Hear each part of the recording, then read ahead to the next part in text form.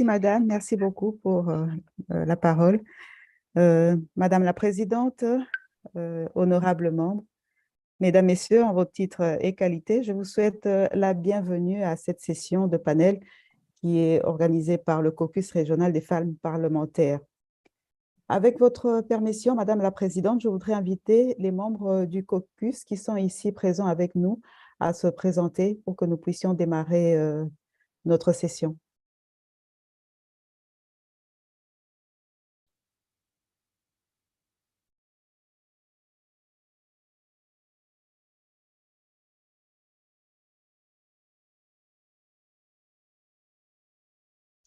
Thank you, Madam Moderator. Sorry, I did not introduce myself when I took the floor. My name is Honorable Regina Spawon, Member of Parliament for Seychelles, and also the chairperson of the Regional Women's Parliamentary Caucus. Thank you.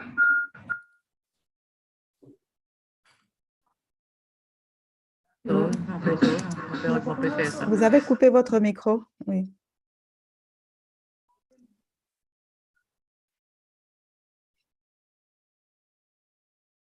Yes, I have finished. My mic is off. Yes, thank you.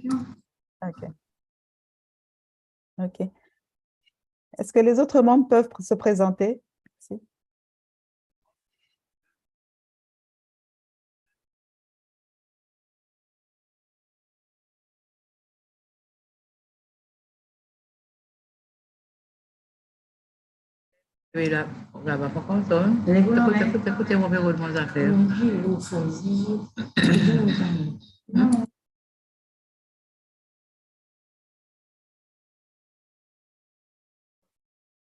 Hello?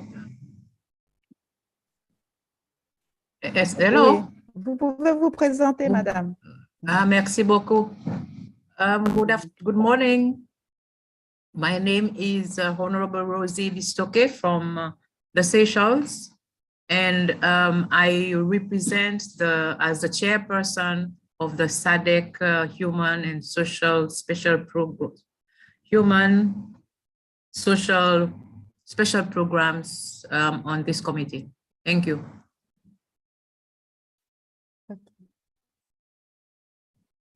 Les autres membres peuvent aussi se présenter. Je vois pour le Madagascar.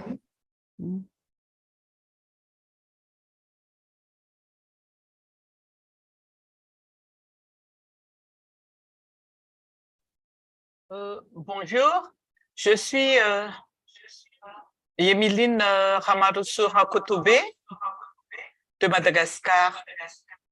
Je suis la vice-présidente des femmes caucus régionales et je suis enchantée d'être ici parmi vous. Merci beaucoup. Merci. Est-ce que les autres membres qui sont présents peuvent continuer aussi à se présenter à tour de rôle?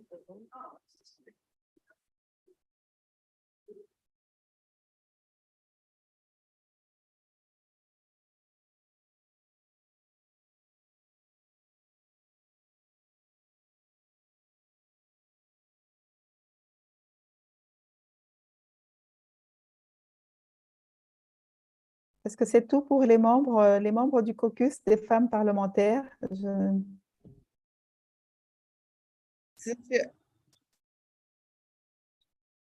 Excusez-moi, Bibi. Oui. Chair, if you allow, I think we'll have a problem because the RWPC comprises of more than 16 members. It's all the women of SADC PF. We may take a good hour introducing them to this platform. I'm not sure if this would be.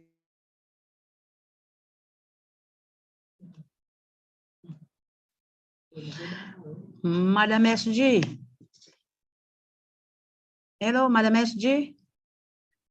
Maybe we could proceed with our agenda, and if the members who are present want to take the floor, they will introduce themselves as they take the floor. Thank you. Thank you, Chair. Thank you.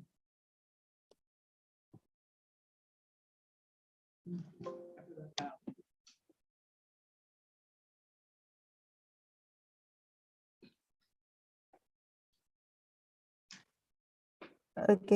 Je pense que c'est adopté, Madame la secrétaire générale. On peut procéder de la sorte. Donc, en programme, il est prévu qu'un ou une représentante de l'ONU Femmes intervienne en premier. Est-ce qu'elle est prête pour que nous puissions commencer? Mais avant qu'elle prenne la parole, je voudrais juste rappeler à tous les participants que si vous avez une intervention, une question ou une contribution, vous irez dans l'icône réaction, vous levez la main et on va vous accorder la parole. Ou au besoin, allez dans les discussions et vous pouvez rédiger votre intervention. Si la représentante de ONU Femmes est présente, on peut passer à son exposé. Elle peut se présenter succinctement et puis aborder son exposé.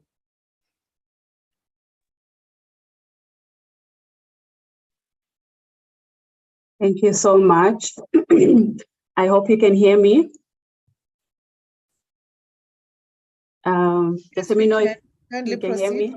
Thank Yes, you. we Thank can. you very much. Thank you so C'est much. bon. As I've been introduced, my name is Maureen Shonge, and I'm joining you today from Nairobi, the East and Southern Africa Regional Office that covers East Africa, some of the SADC countries. And it's such a privilege to join you today to speak on this subject matter and really extending our appreciation to the SADC PF for the invitation and the opportunity to share some thoughts on the subject matter today. Allow me to just say all protocol observed, really recognizing you, Madam Moderator, and the Chair, Madam Regina Esperon, the member states that are represented today. I will not be able to go country by country, but really just to acknowledge your presence today and to really thank you for this opportunity. Allow me to share my slide and do let me know, Madam Moderator, and I'm left with a minute, maybe by just a show of your face in case I overrun my, my time. I'll just put this in slideshow mode. Okay.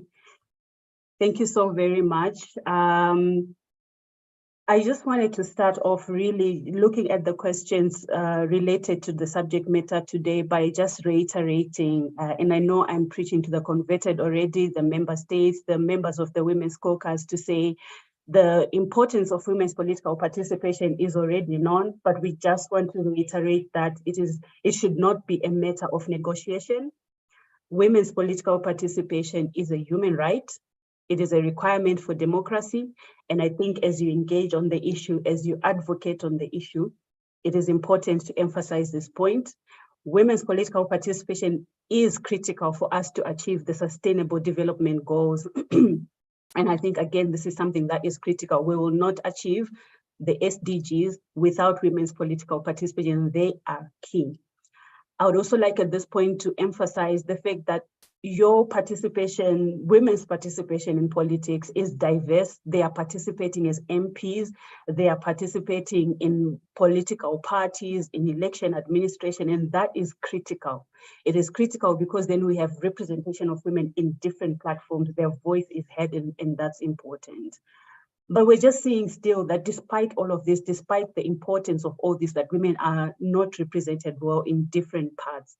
So this is where we come in. I work for UN Women. We support women's political participation. We support institutions such as the SADC Parliamentary Forum and others. How we do this is to encourage for the putting up of laws, policies that increase the number of women in politics. We also advocate for skills building. We support partners to build the skills of aspirants, candidates. We really work hard to promote gender inclusive electoral processes because this is key if we're going to see some transformation. But over and above this, we are working with partners for broader advocacy at the country and regional levels for women's equal rights to participate. And part of what we're doing as well is really to work on institutional strengthening, to support parliament, to support regional forums, to support regional networks that really work on this as well to advance the WPP agenda. In addition to this, I think what is very important as well is that we're working with other UN agencies on some of these political participation initiatives. And before I get into the questions that have been put forward for us today, I just wanted to show you a quick snapshot of the numbers. We know right now we are seeing that out of 193 member states in the world, only 28 women serve as either head of state or head of government. Please, ladies and gentlemen, I think this is a very low number and something that we need to endeavor to change. We're seeing that while progress is being made in many countries, including in SADC, there are efforts that are being put in place. Still, the numbers are low. We have far to go. We are seeing that globally, 21% of the world's ministers, only 21 of the world's ministers are women. Only 26% of national parliamentarians are women. That's a very low number. It doesn't even reach 30%. And only 34% of elected seats of local government are women. That is extremely low. And according to a UN Women report that was released recently, it's showing us that at the current rate, we will only reach equal representation in 2063. Ladies and gentlemen, what this tells us is that we will not meet the target of Agenda 2060 of the SDGs that we have put in place. So we have many normative frameworks, and I won't really get into them, but just to highlight that they speak to citizens' right to participate in elections. They also speak to the right of women to take part in politics. We know them. The Convention on the Elimination of Discrimination is one of them.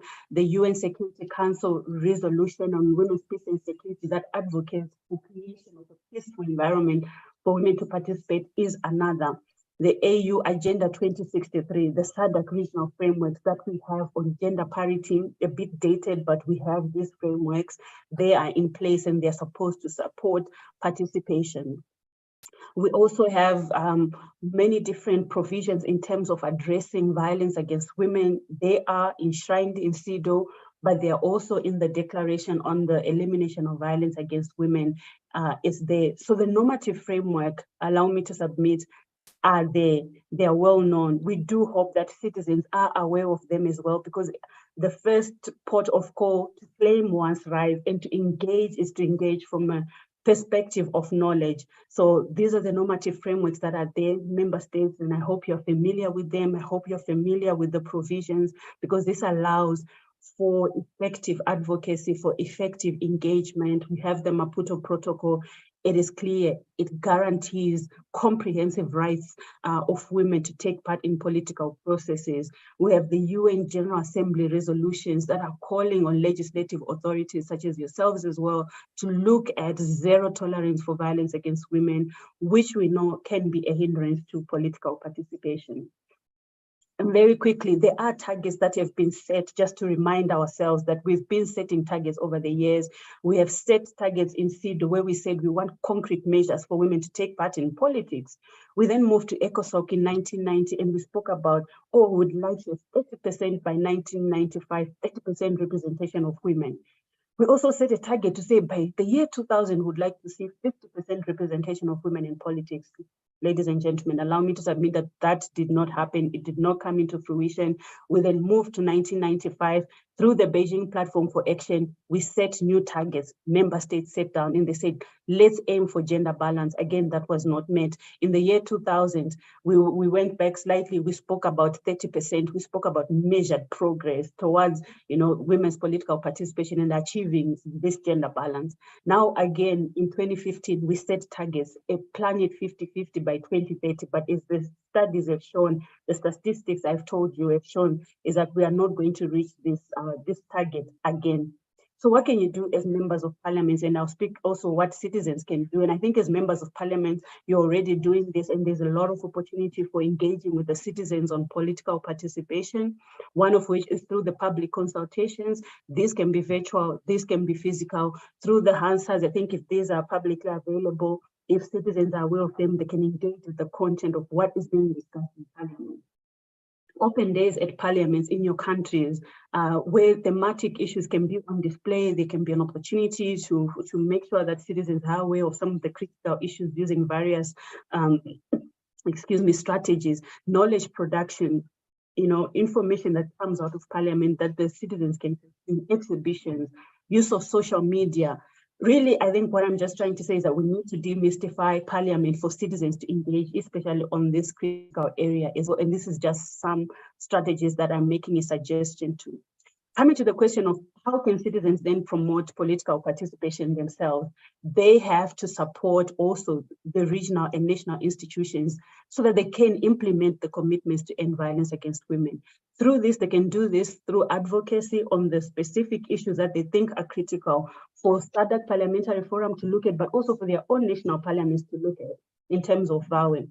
They can support efforts to advance capacities. This is in terms of training, because citizens sit in different spaces. They sit in CSOs, they sit in positions of influence in different places. So if there's an opportunity, they can also support capacities where we can also have better or increased investment in political participation. And I think just to really emphasize the issue of partnership, and this is really collaborating with others that are working on this specific issue. I think citizens should take an interest, engage with other like-minded persons that are working on this subject matter to really promote this work. And that includes really working also with civil society. There are a lot of feminist organizations in all of our countries. There are many networks that are really working to amplify voices in various spaces, and this creates an opportunity for citizens to engage on women's political participation and really just support as well solidarity on some of these issues. But I'd just like to quickly look at other holistic approaches that we can look at, and this is around legislative and policy environments. And I think a space such as this also creates an opportunity for citizens to maybe engage. They have other opportunities where they can submit in writing to parliaments in their own countries, and I think that's important. There are other opportunities that we see. I spoke about collaboration, but this also exists around women's social and economic empowerment, because this supports women's political participation. I think citizens, wherever they sit, can promote WPP from that perspective as well. We find that educated women really also can lead well to promotion of school-based programming. If each individual, each citizen promotes the education of their child, I think this leads to a better future where we have the girl child taking part. But most importantly, I think we need to look at transforming negative norms, because this is one of the key barriers that we see in political participation. So transforming that at the family level, at the individual level, can give us good outcomes in the long term. So this is transforming harmful masculinities and engaging with men on the subject matter, but also really working with the traditional and faith-based organizations in all of our countries to work on this issue, engaging the media. Citizens have an opportunity there for advocacy, for engaging, for tabling issues, but also really for encouraging positive portrayal of women from that perspective, working with the media. There are many spaces usually that are also convened to discuss some of these issues. There are regional processes that are put in place, and that also creates a platform for citizens to engage, and where knowledge is generated to consume it, but also citizens have an opportunity to generate knowledge as well that promotes women's political participation. I think we cannot overemphasize the importance of investing in knowledge generation so that we can really contribute and share promising practices and good practices that can be replicated elsewhere to promote women's political participation. So when we're also then wanting to look at 50-50 gender parity, which is the second question that I'm going to touch, is what we can do here is to really strengthen women's voices. And I think here I'm addressing members of parliament or the parliaments themselves, or even SADC Parliamentary Forum, which you can look at. Really balanced representation in parliamentary committees, it's important. Dedicated parliamentary networks are key if we want to push for gender parity, because they create dedicated spaces where we can discuss some of these issues, but also we need to adopt and effectively enforce institutional conduct around that really promotes creating an environment that allows women to thrive in parliament. Because the worst thing that can happen is that when women are elected to these positions of power, they're then dissuaded, their experience becomes negative because of how the institutions are key that will have some of these things being put in place. And I think most importantly, we know that there was an interparliamentary union study that looked at sexual harassment in parliaments, and the statistics were appalling. So it's quite critical that there are monitoring and reporting mechanisms that look at promoting zero tolerance for sexual harassment, looking at the intimidation of around issues of different forms of violence against women that have been discouraged by the UN General Assembly. Tackling violence against women in politics is key, not just in parliament, but also outside of parliament. And I think parliament has a role in terms of putting in place laws, policies that really support looking at some of these issues. We have very good examples that come from countries such as Bolivia, which was one of the first countries in the world to put in place laws that address violence against women, sexual harassment, and we can emulate that. These are some model laws that we can look at for adapting in our countries and in the region. And then, of course, I can't overemphasize supporting members of parliament that are already there in parliament, but also others that are still trying to come in through training and mentorship, and that really supports creating a pool of women that can be elected or that can stay in parliament. This really overly supports efforts towards gender parity. This is the end. Thank you very much. I hope I didn't go too much over time. I did go through this very fast. Thank you, Madam Chair.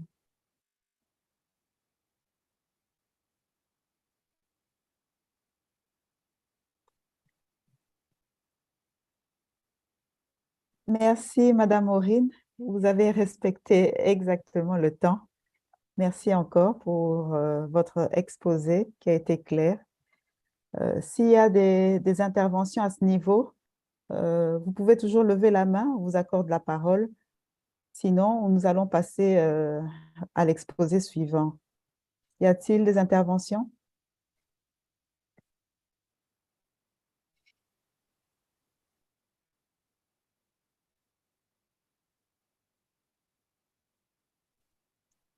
Je ne vois aucune main levée jusque-là.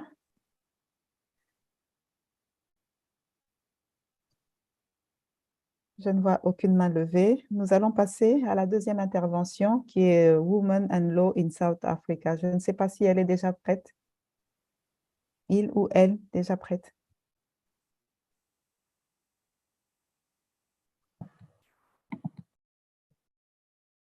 Yes, thank you, Madam Moderator, and a good morning to all the honorables, and just to also recognize the chairpersons of the committee, as well as the UN Women representative.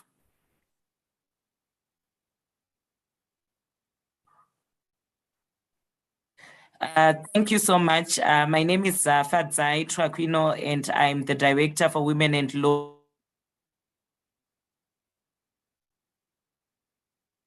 Okay.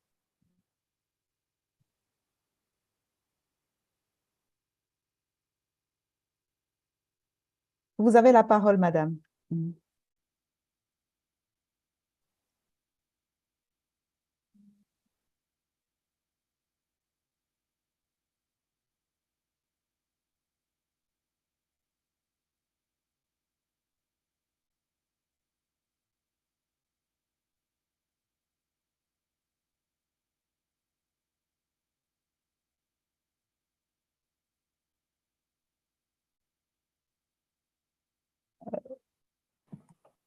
Just to reiterate that our own analysis and learnings as well, I think I lost my slides there. Allow me to reshare my slide.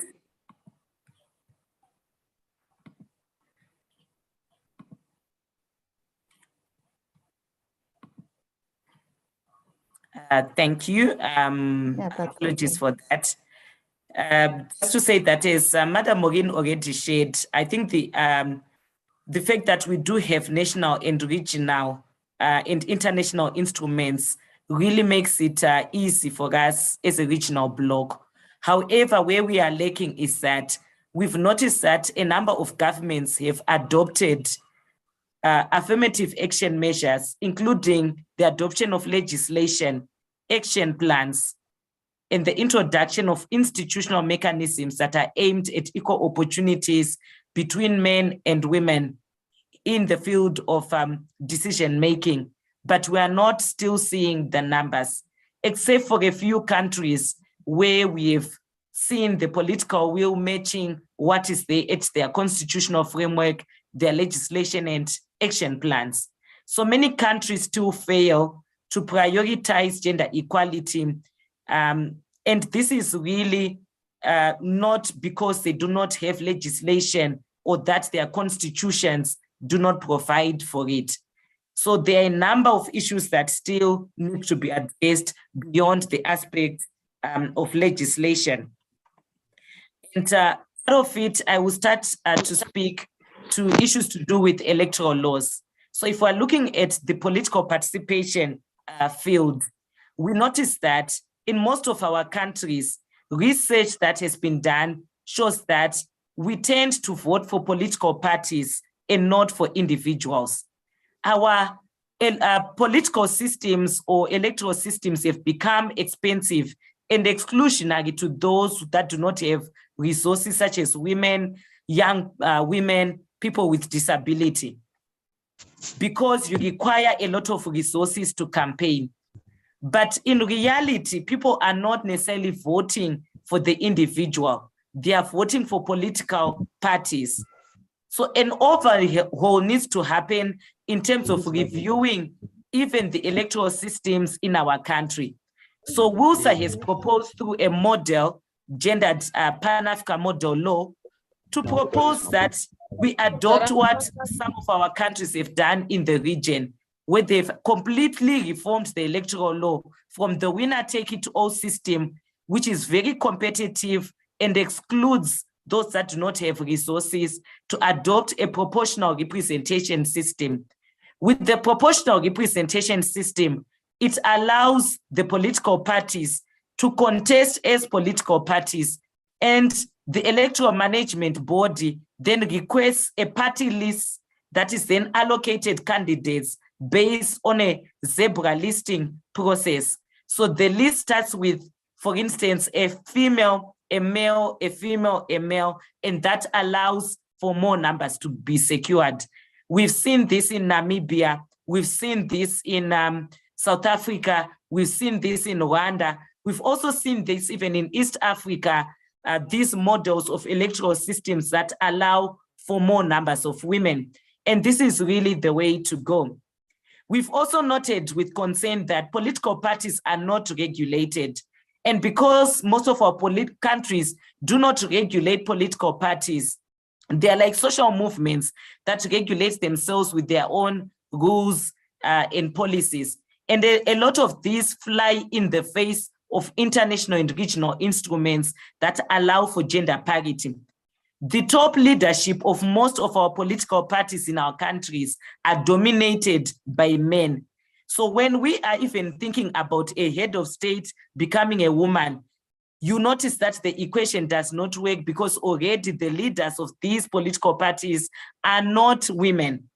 So we've already excluded females from becoming heads of states, presidents, and so forth. So if we have a system where we regulate political parties and we actually request that all political parties are registered in our countries, either through Parliament or an independent commission, then we even put in rules to say, for you to register as a political party, your top leadership should comprise gender parity, 50-50 representation.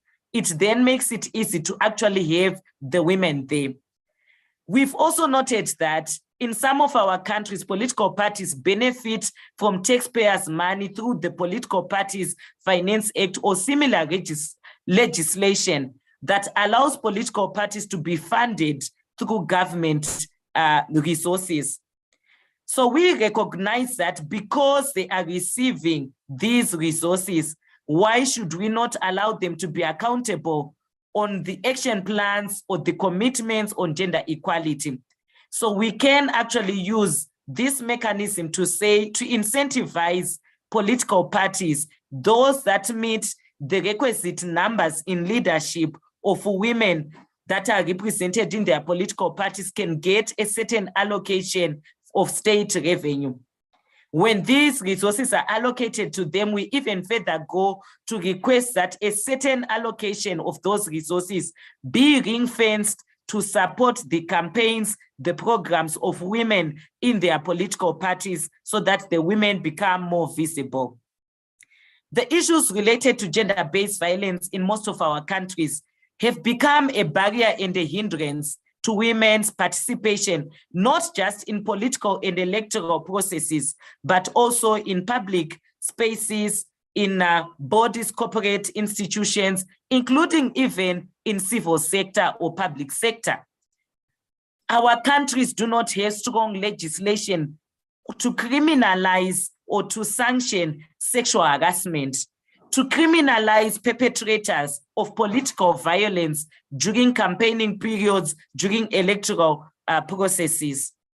Our countries still lack strong legislation to criminalize perpetrators of sexual violence, and this becomes one of the major hindrances and barriers for women. So our spaces where we want women to enter are not necessarily safe spaces for women. So parliaments, we are encouraging, should actually be pushing their heads of state to domesticate their local parliaments, to domesticate the SADC model law on gender-based violence that has strong provisions against all forms of gender-based violence, whether it's in the public domain, in political processes, in private sector spaces. This needs to be dealt with to make our spaces safe for women to participate.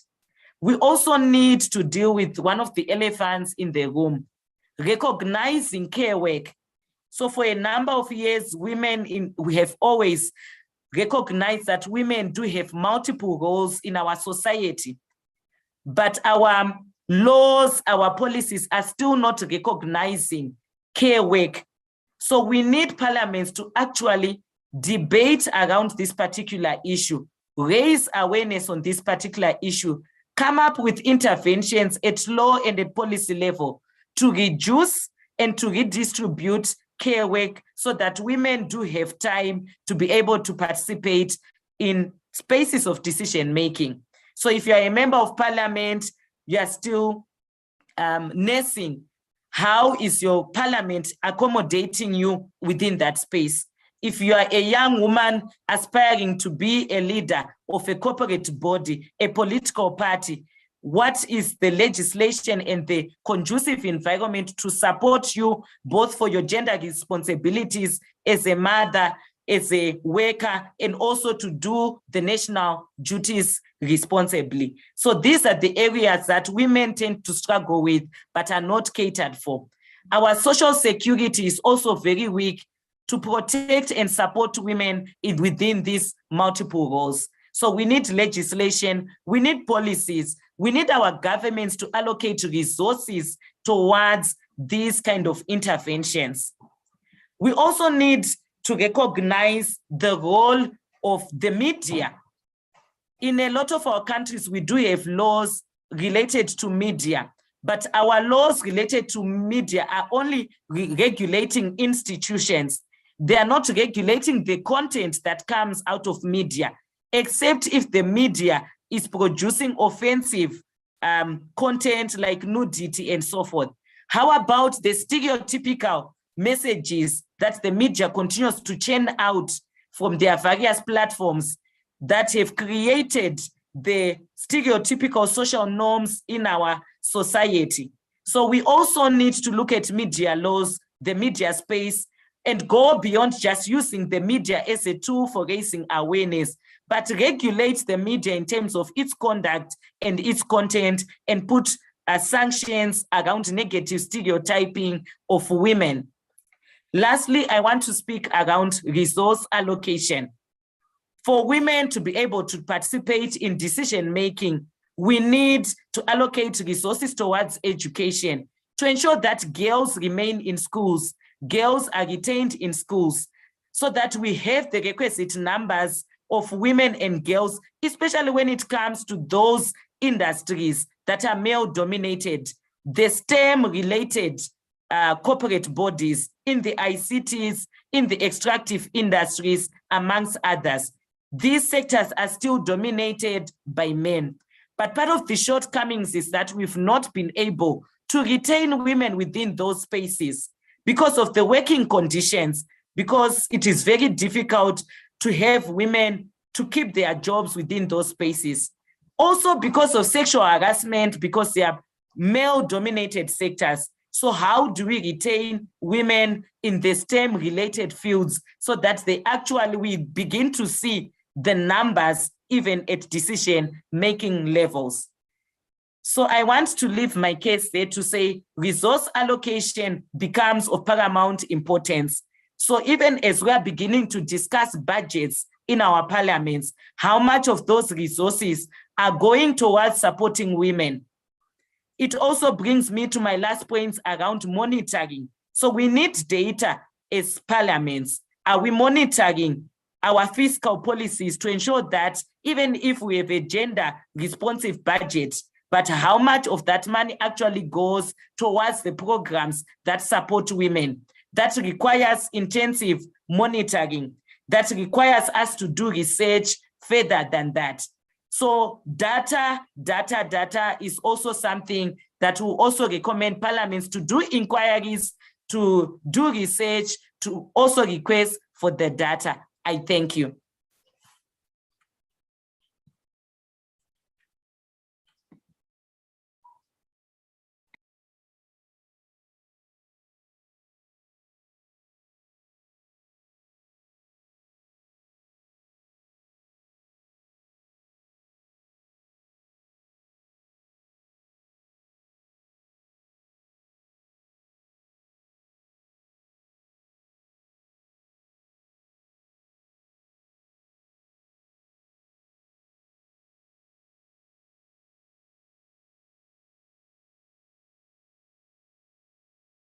Ah, désolée, oui, merci beaucoup. Je disais merci beaucoup à madame, elle a respecté son temps, elle nous a fait grâce de 4 minutes. Nous allons les mettre à profit. Merci pour cela. Je rappelle donc pour ceux qui veulent intervenir à ce niveau, d'aller dans l'icône réaction et de lever la main, on va vous accorder la parole. Mais je vois en attendant, il y a des réactions dans la messagerie. Je vais lire. Oui. Conclusion et recommandations par rapport à la situation des femmes handicapées à Madagascar, promouvoir l'intégration des femmes handicapées dans les efforts de lutte contre la violence à l'égard des femmes handicapées, en s'assurant que les femmes handicapées puissent avoir accès aux programmes et services et en considérant leurs besoins spécifiques, et aussi inclure activement diverses femmes handicapées dans l'élaboration et la mise en œuvre des programmes, des politiques et des protocoles pour les fournisseurs de services. Je pense que c'est une réaction qui est très importante. Je ne sais pas si Madame Traquinho veut ajouter quelque chose par rapport à la réaction du Madagascar.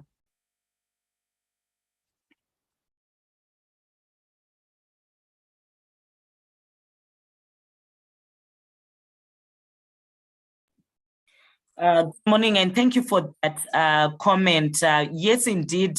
I think when we are looking at women, I always want to say women are not a homogeneous group.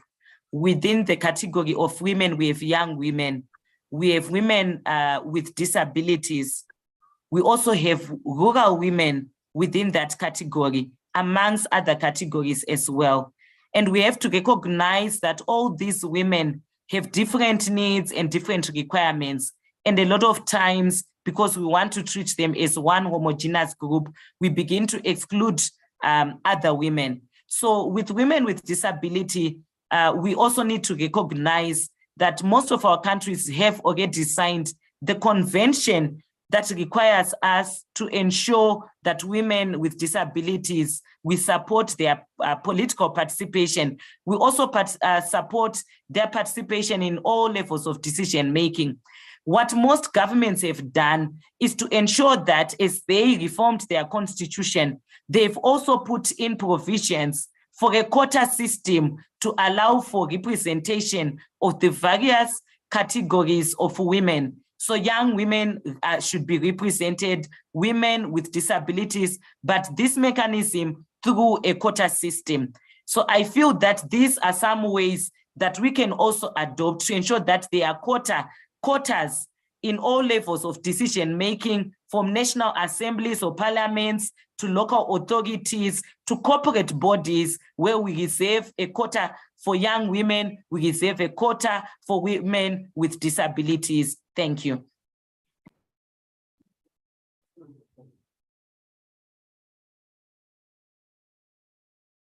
OK, merci beaucoup. Je vois il y a une réaction.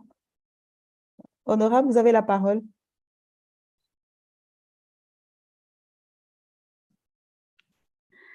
Thank you, Madam Moderator. I just wanted to point out two points made by the presenter, Mrs. Fadzai. One point is, I want to stress on the electoral system that has become very expensive. Yet it is true, because so many times, if you are not affiliated, if you are a woman and you are not affiliated to a political party, sometimes it is very difficult to participate in the electoral process if you don't have a backing of a political party. You can find yourself alone without financial capability to be able to run along others that have backup from a political party. And the second point I wanted to make is the issue of legislation to criminalize violence against women in electoral process. I know so many countries have their own legislation where it comes to criminalization. But I think it is important if we want women to participate, because so many times women are faced a lot of violence during political campaign, and yet there's nothing that is done. I think this is a very important point which we should consider in the long run. Thank you.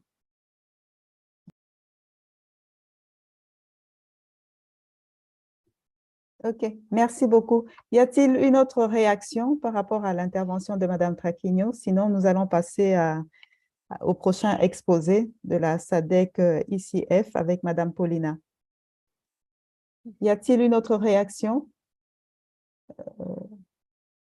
Voilà, je ne vois aucune main levée.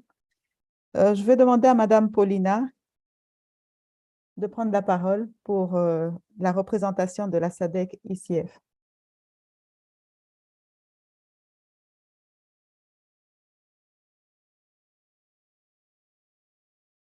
Good morning, Chairperson. Good morning, honorable members and citizens. I would like to share the screen. I'm reading the presentation by the SADC ECF as they could not be here with us. Let me share my screen.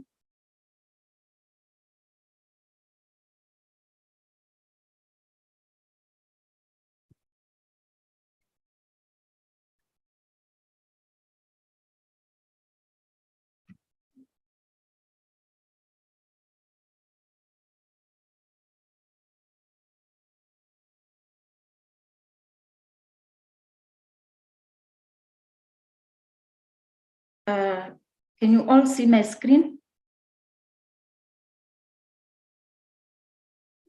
Oui, oui, il est visible. Okay.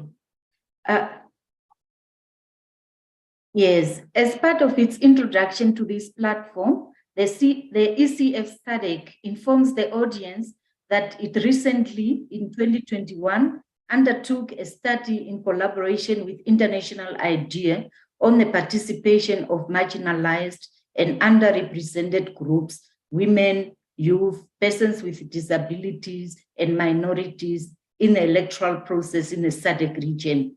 The study analyzed national constitution, electoral and political party laws, and compared these against international and regional frameworks to investigate the extent to which they promote and protect the inclusion of these marginalized groups. On the whole, the study considered the extent to which the legal frameworks and regulations and policies of election management bodies have been translated into tangible gains for the benefit of the marginalized groups and the contextual barriers impeding effective implementation. The report is being finalized, and it is believed that the findings of these important analysis and practices will be important to the work of SADC Parliamentary Forum. The questions: how can citizens promote women participation in decision-making processes in the public sector at all levels?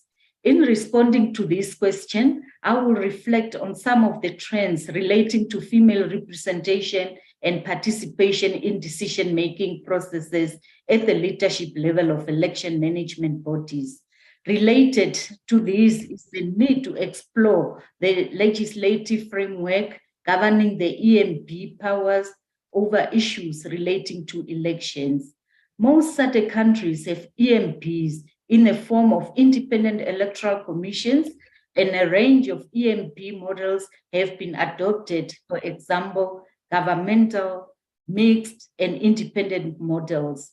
It is important to note that the details of how different EMPs operate, including appointments and composition of members at EMPs and/or women participation, depend quite significantly upon the legal framework which governs EMPs. For example, to be a chairperson of an EMP in at least 8 countries requires that one should be a judge, and appointments are done by varying bodies, including appointment by head of state. One of the notable challenges facing EMPs in the SADC region is the representation of women in the leadership of EMPs, in particular positions of chairpersons and chief electoral officers. A comprehensive analysis to demonstrate the extent of this challenge, as highlighted, can be shared on request. This year alone, 2022, the SADC region has 2 female chairpersons and 13 male chairpersons. In relation to accounting officers of EMBs, namely chief electoral officers, the region has only 1 female CEO and 14 male CEOs. The above scenario demonstrates a low level of women representation at key positions at EMPs, and this is a worrisome factor which needs to be explored. On average, female representation at the position of chairpersons and CEOs is at 20%. How can women participation in decision-making processes be promoted? Using the representation at EMPs, one way of addressing this situation is to reflect on the appointment of members of EMPs and their composition. While it is clear that issues around leadership appointments and composition of EMPs are effectively defined in the constitutional provisions, the legislative frameworks guiding operations of EMPs, laws, and national policies, countries themselves also have obligations in the compliance and collective role in promoting women's participation in electoral processes and in decision-making. An example of a SADC member state that has made significant progress in the gender mainstreaming obligations is the Republic of Zimbabwe, as per Gender Perspective in 2013 below. The Constitution, as enacted in 2013, Section 17 of the Constitution, speaks to gender balance in all bodies of governance and decision-making. Women have a constitutional quota of 60 seats in the National Assembly. The Constitution recognizes other socio-economic and political rights of women of Zimbabwe. If certain countries can commit to go this route, a better picture and analysis will be seen. Which measures may be put in place to increase women representation in Parliament to attain the 50-50 gender parity? Despite the generally low levels of women representation in decision-making bodies like Parliament, there are existing frameworks that countries can adhere to in their efforts to increase women participation. For example, if countries can take into account their initial SADC Declaration on Gender and Development 1997, which provides for equal representation of women and men in the decision-making of member states and SADC structures at all levels, and achievement of at least 30% target of women in political and decision-making structures by 2005, and consequently, the call for 50-50 gender parity. Most SADC countries must align their legal frameworks with the existing protocols, which many countries fall below of implementation. In all cases of democracy and governance, issues of gender equity should be of importance, taking into account the complexity of a country's geographic, social, and political characteristics. Examples of countries that have taken deliberate strides in moving towards the 50-50 gender parity are United Republic of Tanzania, where electoral system arrangement allows for a certain number of constituencies reserved for competition by women. The Kingdom of Lesotho provides for a zebra list by political parties. These efforts, including promotion of women participation at intra-party levels and primary elections by political parties, can contribute effectively to the 50-50 parity. Should budgets passed in Parliament consider and mainstream women issues? Gender mainstreaming is key to all public and private sectors in all governments. In this regard, deliberate policies and regulations should be passed and promoted for implementation by all sectors. To give this aspect the attention and seriousness it deserves, deliberate efforts should be made by governments to establish specific Ministry of Gender, which would target specific programs, address women issues, and attend to other strategic matters. Where there is no such specific ministries, budgets on gender mainstreaming should be presented as standalone and not subsumed with other line items. Subject to budget passing by Parliament, relevant evaluation and monitoring processes should be put in place. Which measures should be put in place to increase the representation of women in the boards of private corporation? Whilst there may be no best practice, model or blueprint for promoting meaningful participation of women in leadership positions, it is worthwhile to state that there is need for interventions at national levels and regional level and other relevant authorities to interrogate the subject of access and participation, representation of women in key positions of institutions in general. Boards of private corporations, at least at national level, must strive to initiate reforms that create space for participation of all citizens, especially the traditionally marginalized groups such as women.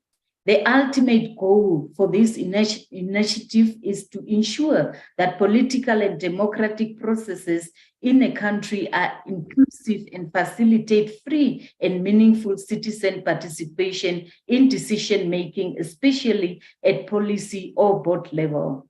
In this regard, countries should attempt to have appointment models that reflect to some extent the diversity of a country's society, especially with population trends that show women in a majority. There should be special and deliberate consideration to appoint women to private boards, given their general reputation in society or for their particular experience or skills besides formal education. There should be a framework that when adverts are put for board membership, provision for added advantage of being a women applicant should be emphasized to encourage women to come on board. In conclusion, in all country situations on the promotion of women representation, one key lesson that we as stakeholders learn is that an enabling legal framework and or constitutional provisions that provide for the ideal practices in relation to strategic considerations in increasing women's representation is key. Participation in decision-making and or leadership positions remains a developmental issue at national and or regional-wide strategy for promoting inclusivity in all sectors. I thank you.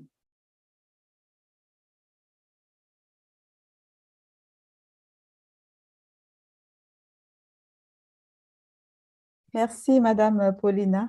Merci beaucoup. Nous avons économisé 5 minutes. Vous aviez été très brève et très claire surtout. Je pense que les points abordés ont été très, très importants pour ce panel. Y a-t-il des interventions? Je ne vois pas encore de main levée, mais dans la messagerie, il y a une intervention qui nous vient toujours de Madagascar. C'est Madame Véro. Merci pour votre intervention, mais j'ai encore une recommandation par rapport à la situation des personnes handicapées. C'est adopter des lois et des politiques reconnaissant que toutes les actions qui violent le droit à l'intégrité physique des personnes handicapées soient illégales, y compris les mutilations génitales féminines, l'agression psychiatrique et institutionnalisation forcée, le sacrifice humain comme le meurtre d'albinos et qu'elles doivent être considérées de fait comme des actes de violence. Merci Madame Véro pour votre contribution. Je pense que c'est une intervention qui entre dans le cadre de l'exposé de Madame Takei.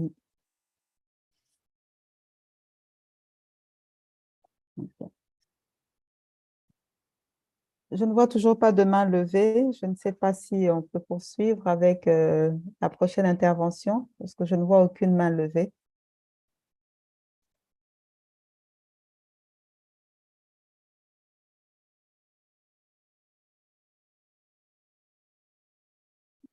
Voilà. Madame la Présidente, avec votre permission, nous allons continuer avec le prochain exposé. Il s'agit de Madame Loveness Muzuru, Rosaria Memorial Trust. C'est monsieur, je vois. Yes, Madam Moderator, we may proceed, yeah. Okay. Yes, we can proceed, Madam Moderator. Thank you. Okay. Okay. Loveness Muzuru, vous avez la parole. Thank you so much. Good afternoon, honorable members. Good afternoon, fellow citizens. My name is Loveness Muzuru. I'm presenting from Zimbabwe, coming from the organization Rosario Memorial Trust. I am stepping on the floor to get today on the topic, and just on the topic, citizens taking governments to court for change of laws. Are their actions considered to end? To what extent? It is with great joy that our parliaments today consider for women to have representation in parliament. And it is with this thought that we feel comfortable that our issues as women and girls have advocates in the parliament who can make them known for change to happen for our protection. Honorable members, as a citizen of Zimbabwe and a proud African, I am and who represent the greater population of women who are facing abuse every day and who do not have voices. I've been able to air out the issues of women and girls who cry out for protection. I was one of the 2 women who stood for the many women in my country to address the issue of child marriage in 2016 and age of consent since then. Honorable members, we are grateful that the laws were passed, and this has been a stepping stone in our activism and changing the lives of women. I am with sadness, though, that the age of marriage being raised to 18 and the age of consent and the marriage laws all feels like they are going in vain, yet we have put our lives and efforts together to put them in place.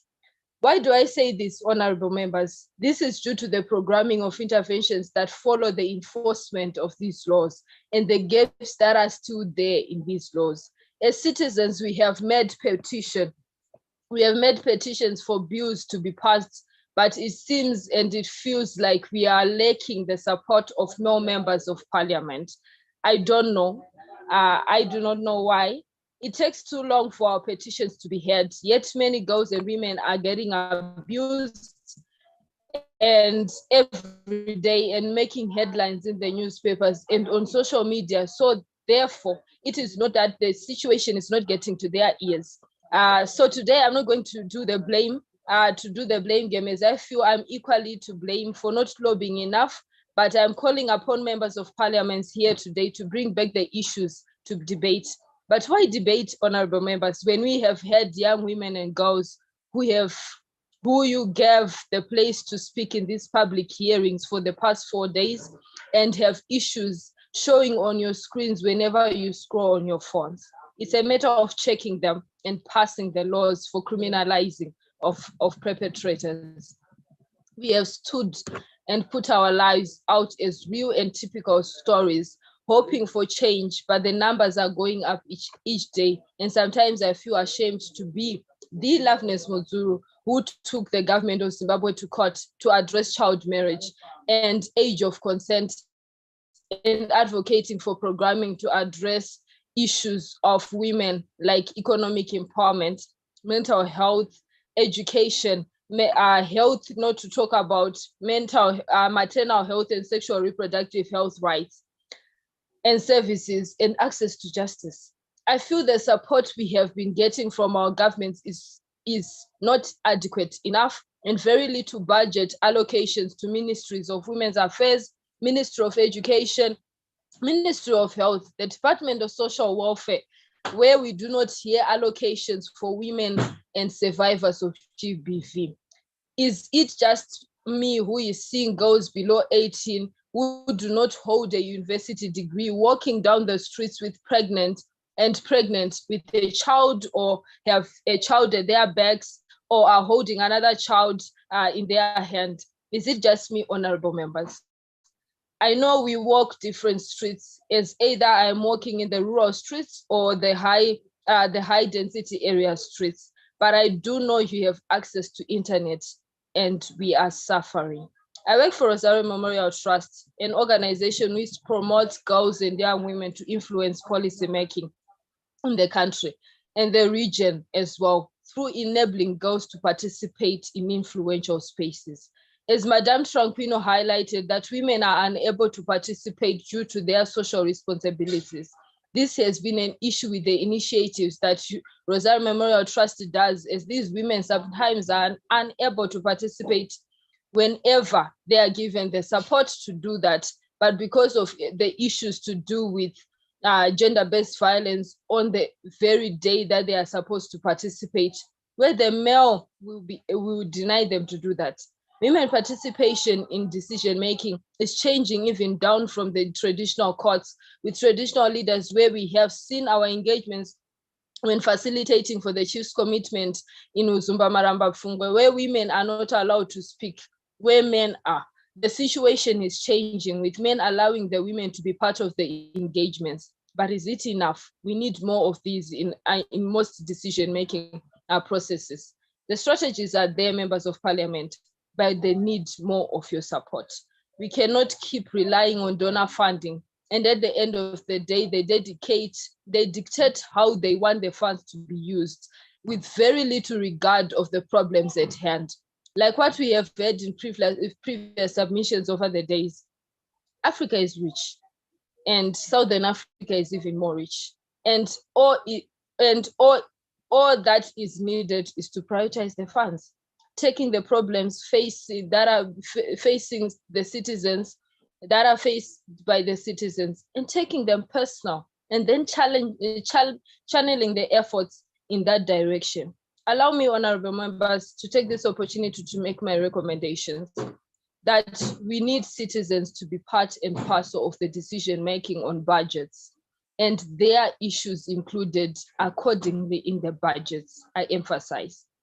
Since the representation of women in parliament is sometimes overbeared by the patriarchal norms of men in parliament, today I would like to ask honorable members to please hear the cry of women and girls and consider us your daughters and sisters. What I have learned over the years is that those who take the matter personal and want to address it are the ones who make a difference rather than making it a job description. Please, please hear our plight for help. We need accountability as well, honorable members. We need accountability for consultations, even after consultations that have been made with citizens. How much feedback is being brought to the people after they've been engaged? It is also an aspect of methods that could be used to show accountability, considering that in rural areas, we have limited access to certain channels. With this, I make my submission. Thank you.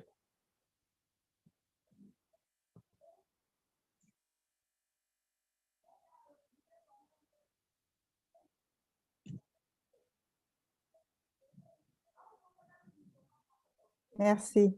Merci beaucoup, Loveness, pour votre intervention, pertinente d'ailleurs, qui revient toujours sur le même problème apparemment de budget qui n'est pas alloué au ministère de tutelle. Donc, c'est un véritable problème. Y a-t-il une autre intervention par rapport à l'exposé de Loveness?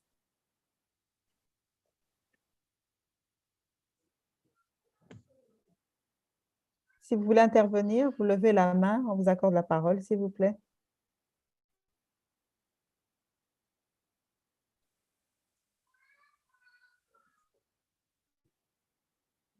Je ne vois pas de main levée.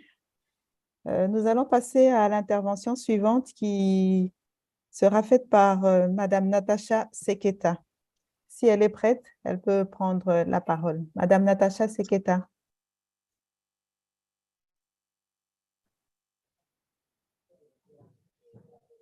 Thank you so much, Madam Chairperson and Moderator. Good afternoon. I hope I am audible enough. Am I audible enough? Can I get a signal?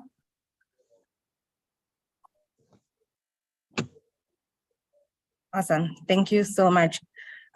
Before I proceed, I'd like to recognize the presence of all the honorable members present, as well as civil society organizations represented and the young people. My name is Natasha Seketa. I am a young woman from Zambia representing SRHR Africa Trust. My submission today is titled, It's Our Future, Meaningful Engagement of Young Women Everywhere. Allow me to proceed. Implementing the SADC SRHR strategy will require announced advocacy strategies and tactics to get member states kept to supporting the implementation of the framework. As is the norm with all SRHR-related SADC frameworks, governments are expected to drag their feet and bicker over progress on implementation of the strategy. With evidence of youth engagement being essential to ensuring sustainability of developmental strategies at all levels cannot be overemphasized. And I believe that this is something that Loveness has actually highlighted. The desire, therefore, and the clear need for youth engagement and young women are still not afforded the rights that they deserve by their governments. Honorable members, additionally, very few young women have adequate information access to opportunities for meaningful engagement and decision-making. Few that are involved are mostly from urban areas, which is also the case with access to youth-friendly services. Consequently, young women in peri-urban and rural areas are the most marginalized in terms of access to services and to opportunities to meaningfully engage in decision-making. I believe that this is not something that is a lived reality in Zambia, but it is something that is happening in all SADC countries in the region. Honorable members, in response to this, there is a need to identify practical ways in which member states can promote meaningful youth engagement. Civil society organizations are currently a bastion for youth engagement and present a suitable entry point to embed good practices in meaningful youth engagement within countries. The rollout of the SADC SRHR strategy also presents a unique opportunity to share standards for the meaningful inclusion of young people by SADC member states and other key regional SRHR players. And I believe that this in itself is an opportunity for meaningful youth engagement, that we, the young people, are able to even make submissions to this platform. Honorable members, therefore, the importance of these standards, importance of these standards, honorable members, is that they effectively guarantee young people linkage to civil movements and grant them access to power so they can help resolve the social, cultural, and economic factors affecting their well-being. Particular attention needs to be given to young women within the sexual and reproductive health rights space because of the challenges such as teenage pregnancies, child marriage, and the increasing new HIV infections that persist in placing young lives in peril. I believe that these are the issues that are affecting many adolescents and young people in the SADC region. And these factors are actually limiting the ability of young people to even actually participate in politics. Honorable members, the current setup, adolescent girls and young women, young people in the rural areas and young people with disabilities are not given adequate support to participate in decision-making, and yet they are disproportionately affected by sexual and reproductive health challenges. I believe that this is something that has been highlighted. Young people and young women are in their diversities. We have young women in rural areas, young women in urban areas, as well as young people with disabilities. And I believe that if we are to stick to leaving no one behind, this is something that we need to continue to look into. More broadly, young women and girls still experience challenges in accessing health services and lack the information needed to make healthy choices and participate in decision-making regarding the same. And I believe that this is also surrounded by the social and cultural norms that actually hinder young girls and adolescents from reaching their potential. If they are being dropped out of school, it limits their access to education, therefore limiting their participation in politics. Honorable members, these barriers exist because duty bearers like educators, health workers withhold essential information and services from young people because of personal bias and harmful cultural practices that undermine young people's sexual and reproductive health needs. I believe this is also evidenced by the backlash on comprehensive sexuality education that happened in the recent past in Zambia by several sections of society. We had religious institutions as well as some sections of the traditional society having a backlash on comprehensive sexuality education. And I believe that this is something that has led to young people not receiving the adequate information that enables them to keep them healthy and be able to access education so that they can actually participate in political spaces as well. When these injustices occur, there are a few mechanisms for legal redress to hold these duty bearers to account. Additionally, honorable members, existing policies are insufficient in providing the necessary legal protections for young people's health, and where these exist, implementations remain poor. As a result, youth-friendly health services are underfunded and insufficient in their current state to meet the sexual and reproductive health needs of young people. And in relation to political participation, honorable members, I believe this was actually stated even in the statistics that were mentioned earlier by Ms. Shonga from the UN Women. According to the Women's Political Participation Africa Barometer 2021, African countries are still far from achieving women's equal and effective participation in political decision-making. Women constitute only 24% of the 12,113 parliamentarians in Africa, 25% in the lower houses, and 20% in the upper houses of parliament. While local government is often held as a training ground for women in politics, women constitute a mere 21% of councillors in 19 countries for which complete data could be obtained. I believe that this is something that was highlighted, and this is something that should be a cause of concern, the fact that women participation is still low even among parliamentarians. Therefore, members of the House, I give recommendations that young women should be engaged to create agency for them to participate in the rollout strategies, frameworks, and policies affecting them, as well as building their capacities to respond to emerging opportunities. I believe that capacity building training programs should also include issues of electoral systems. Young women should know their rights in political participation. They should know the different electoral systems to enable them to be able to participate effectively even in politics. Furthermore, I submit that there should be an enabling environment that is created to enable young people to participate without restraint. Young people can be professionals and should be treated as such in their work.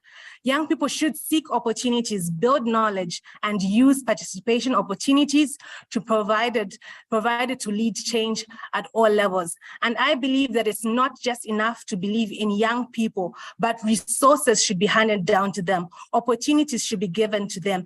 I believe that this in itself is evidence that when young people are given platforms, young people are given opportunities, they can be able to voice out and also able to create the change that they want to see.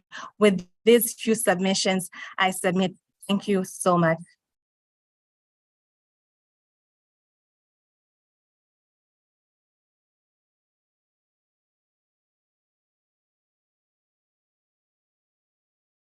Merci beaucoup, Natacha, pour votre intervention très pertinente. Merci encore.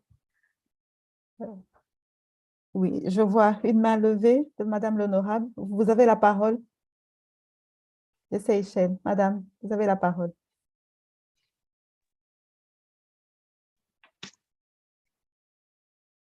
Thank you, Madam. I was just uploading the last presenter for her presentation. Thank you. But I wanted to ask to query about the program. The program that we have, we're supposed to have lunch at 12:30. Is it still according to the program that we go for lunch at 12:30? Or is this a mistake? Oui, exactement. Donc, c'était la dernière intervention. Je voulais juste savoir s'il n'y avait pas d'autres questions. S'il n'y a pas de questions, on peut toujours prendre la pause et revenir dans 1h30.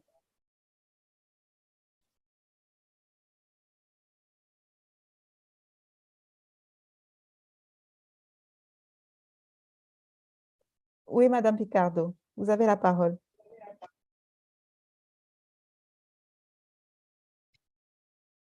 Je vois une main levée. Oui, vous avez la parole. Madam Chair. Good afternoon, honorable members of parliament, and good afternoon, everyone else. Allow me to stand on existing protocols. And thank you very much. My name is Charmaine Picardo from the South Aids Regional Office. And thank you to all the presenters that have come in since morning. I think mine is really a reaction, just a few additions to the beautiful presentation that Natasha has just made, and something also for honorable members of parliament to consider, especially with the implementation of the SADC SRHR strategy, alongside other key frameworks and strategies that are global and regional that our member states have signed on to, especially if we're looking at issues that are threatening women's empowerment and exacerbating the plight of women, especially so that those that are already vulnerable and marginalized, especially if we look at how our member states have been reacting and responding to different types of crisis in the past few years. I think our region has been hit by multiple climate crisis or natural disasters in the various countries, from the superstorms in Madagascar, cyclones in Zimbabwe, Malawi, Mozambique, and other countries as well. And also looking at issues of conflicts, the volcanic eruptions in Goma, in the DRC, and most recently the COVID-19 pandemic. I think we would really like to urge our governments to think about renewing their strategies and commitments towards the implementation of some of the frameworks and the strategies, and ensuring that we have very progressive and not reactive strategies, but making sure that we have very progressive strategies that are looking at safeguarding women's health and well-being, especially issues of sexual and reproductive health and rights, which are most of the time sidelined when it comes to responses to crisis. So to ensure that the strategies, the programming, as well as issues of funding and budget allocation towards ensuring that we have progressive strategies that are responsive to the different types of crises that our region is facing and is likely to face in the future, and ensuring that we have strategies that are including climate and humanitarian responses, economic empowerment and livelihoods resilience, as well as psychosocial support for women, to ensure that we do not lose on some of the gains that have been made towards the empowerment of women and girls, as well as gender equality and equity, and ensure that we safeguard the health and the well-being of women and girls and enable them to be able to fully participate within the political spaces, decision-making, as well as leadership spaces. Thank you.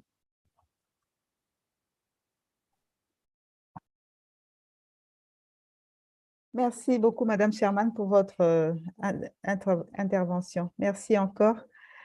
Je vois s'il n'y a pas d'autres réactions, nous pouvons, avec votre permission, Madame la Présidente, prendre la pause et revenir dans 1h30.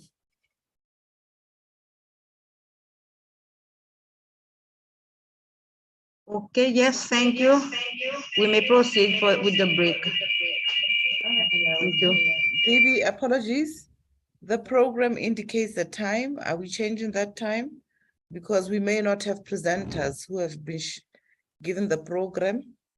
The program indicates we come back at 14 hours. Kindly confirm if this is still the case. Yes, thank you. This is what I was pointing out previously. If we come back at 2. Oui. So 14h pile, oui. Okay, so thank you. Thank you. IT, We can kindly take the break put notice and on we will board. resume at 2.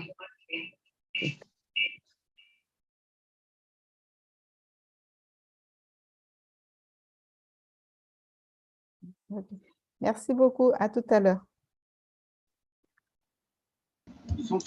À tout à l'heure. C'est intéressant de voir la réaction des Camerounais.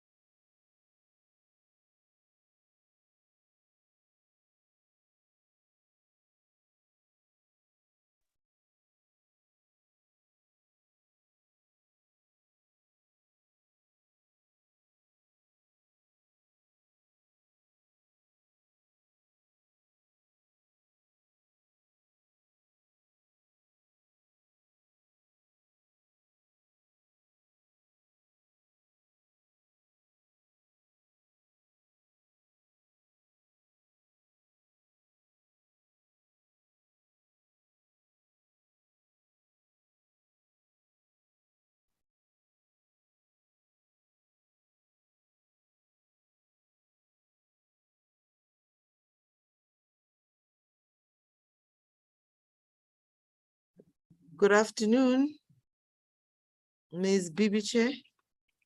It's after 2. Yes, it's after 2. May we start? Is the chair in?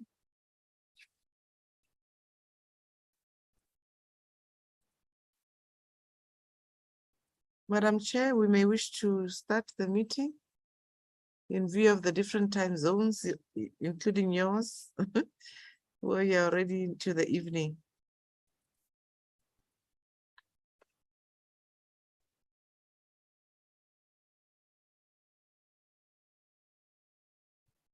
Good afternoon. Good afternoon, Madam Moderator. Bon après-midi à tous, honorables mesdames, messieurs. Merci. Yeah, I do hope you had a nice lunch, and we are ready to continue with the next part of our consultation with the citizens of the SADC region.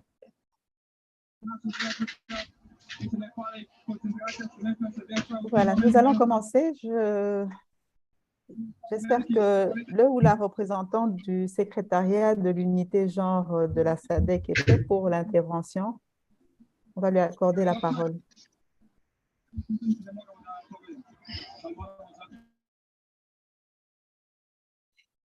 Madam Moderator, we can start. Madam Moderator, if you are ready, we can start. Oui, je suis prête. Moi, je suis prête. Je voudrais passer la parole au représentant ou la représentante du secrétariat de l'unité genre de la SADC pour son exposé.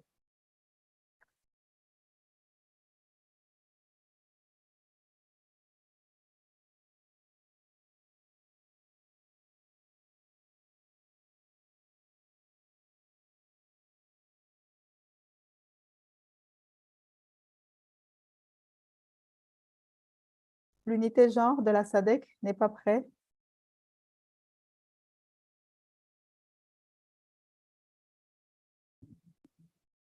Okay, Ms. Bibi, let me assist you by calling them and see if they are online.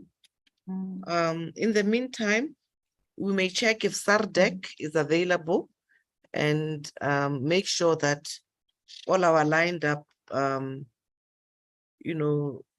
constituents are ready to present. Maybe let's just check that. Let me call the SADC secretary. Thank you. Good afternoon, SG.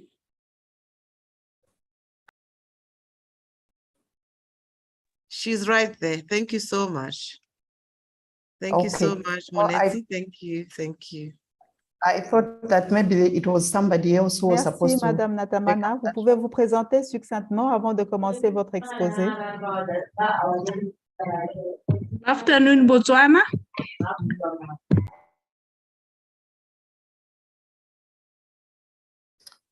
Thank you so much. Good afternoon. I would like to thank the SADC PF for inviting me to be part of this very important event.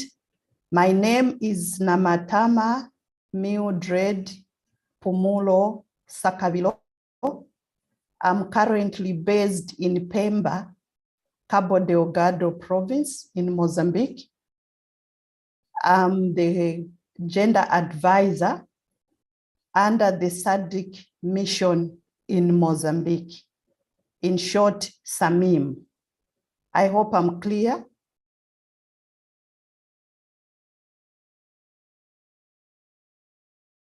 Hello? You are very clear. Okay. Kindly proceed. Thank you. Thank you so much. Allow me to share my screen.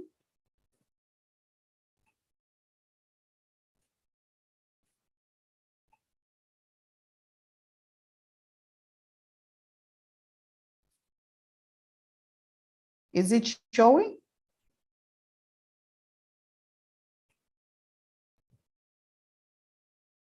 La présentation n'est pas encore visible.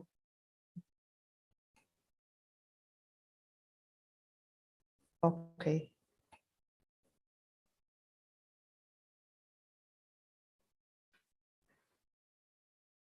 Please, you bear with me because our internet here is a bit problematic. So if you don't see anything, please just bear with me. You know, I'm in a conflict zone. I guess you are able to see it now. Okay, thank you. Maintenant c'est bon, vous pouvez y aller, c'est bon. Okay. Okay, thank you so much. So I'm presenting on enhancing women's participation in peace building. Like I mentioned earlier, when I was introducing myself, I said I'm working in Pemba, in Cabo Delgado province, under the SADC mission in Mozambique. So my presentation goes as follows. First of all, allow me to appreciate the SADC PF for inviting the SADC mission in Mozambique to add a voice to the public hearings. Allow me also to thank the Regional Women's Parliamentary Caucus Committee for allowing me this rare opportunity to appear before you. I would also want to acknowledge the African Union, which is our continental mother body, for allowing SADC to deploy personnel in Mozambique under the SADC mission in Mozambique. I also want to acknowledge every citizen who's participating in this important gathering virtually. The next is my presentation outline. I won't dwell on that, considering the time. I now want to introduce my presentation. So you may wish to note that SAMIM was deployed on 15th July 2021, following approval of the extraordinary summit of heads of state or government held in Maputo, the Republic of Mozambique, on 23rd June 2021, as a regional response to support the Republic of Mozambique to combat terrorism and acts of violent extremism. So the summit noted that there were a lot of acts of terrorism which had continued, and it was perpetrated mostly on civilians, women and children in some districts of Cabo Delgado province. Therefore, SAMIM is the first of this magnitude undertaken by the SADC African Union Peace Support Council, 748th session on 24th January 2018. So SAMIM stands as the first SADC standby force, which is focusing on counter-terrorism. What is the mandate then for SADC?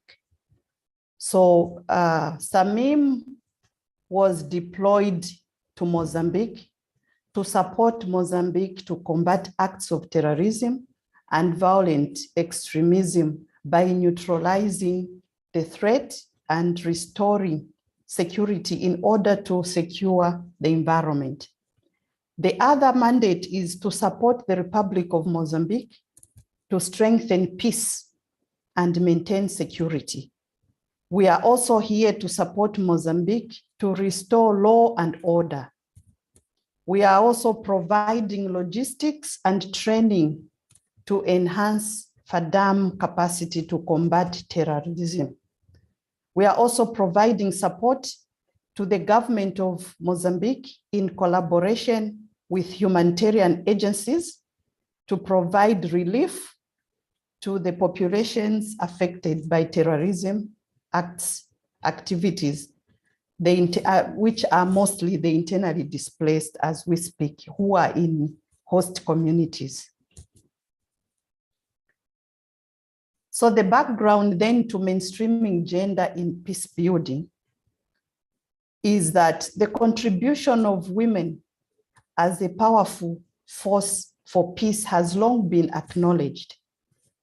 For example, the United Nations Security Council is a landmark resolution. No, sorry, presenter, my sincere apologies. There's a request on the chat that you kindly switch to slideshow, because we are wearing spectacles, I believe. They would like to see. Okay. Thank you. Thank you. But can you hear me? But can you We can hear you me? perfectly. It's just a request to see bigger. So if you go to slideshow. Okay. Yeah, thank you. Thank you. Okay, no problem. I just thought maybe it doesn't behave that way when you are sharing the screen. Apologies for that. Can people see now? Yes, that's good. Thank you. Okay, thank you so much. Apologies again for the initial slides. So I was on a point where I was talking about the United Nations Security Council landmark resolution 1325, not only highlighted the differentiated impact of conflict on men and women, but also emphasized the significant role of women in the prevention and peace resolution of conflicts. Therefore, since the resolution 1325, 9 other UN Security Council resolutions have been adopted, together constituting the Women, Peace and Security agenda. So coming to the African Union, we have also institutionalized these resolutions. So the African Union has taken major steps in advancing the implementation of the Women, Peace, Security agenda. For example, it appointed a special envoy on women, peace, and security in 2014. And this envoy was mandated to ensure that the voices of women and the vulnerable are heard much more clearly in peace building and conflict resolution. A gender, peace, and security program was also formulated, which is for 2015 to 2020. Of course, it is past now, but we are still using it. So it was adopted, and the aim of gender mainstreaming in all peace and security programs. There was also the establishment of the Network of African Women in Conflict, Prevention and Mediation, which is FemWise Africa, which was formed in July 2017. This was another breakthrough under the African Union. The adoption of the African Union strategy on gender equality and women's empowerment 2018 to 2028 is based on an inclusive and multisectoral approach and builds on the lessons learned from the implementation of the African Union Gender Policy of 2009. So we now look at what the UN Security Council Resolution 2013 builds on. And the following are the international conventions and policy documents, which include the Geneva Conventions and additional protocols. We also look at the Convention on the Elimination of all forms of discrimination against women. We also look at the Beijing Declaration and Platform for Action, the UN Convention on the Rights of the Child, the Rome Statute of the International Criminal Court, the Windhoek Declaration, and the Namibia Platform of Action. So this is where the UN Security Resolution is built on. Okay, so apologies. I was not able to see what is up there. Okay, so we are just looking at the subsequent Security Council resolutions, and these are the 9 that I talked about earlier.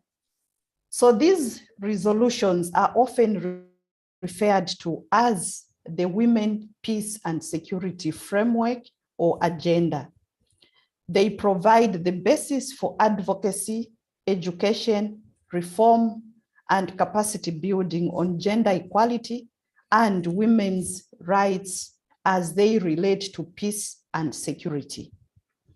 The core mandates of these resolutions are condensed into 4 pillars, which are participation of women, protection of women in conflict and peace times, prevention of conflicts, and relief and recovery. So those are the 4 pillars of these resolutions. So we also look at other mandates. We look at the report of the security, I beg your pardon, report of the Secretary General to the General Assembly on gender mainstreaming in peacekeeping activities.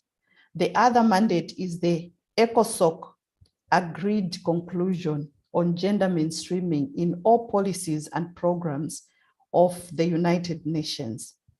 The other one, our own mandate, is the SADC Regional Strategy on Women, Peace and Security 2018 to 2022, and was recently extended from 2022 to 2030, which operationalizes the women, peace and security commitments and addresses challenges experienced by women and girls in conflict situations.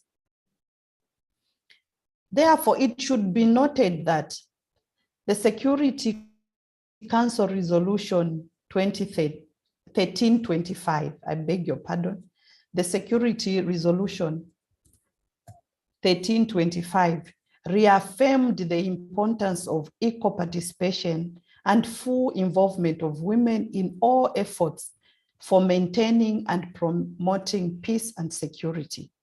The importance of women's participation in conflict prevention and resolution cannot be overemphasized, as their involvement can improve outcomes before, during, and after conflict. Unfortunately, despite this recognition, women are often excluded from peace processes.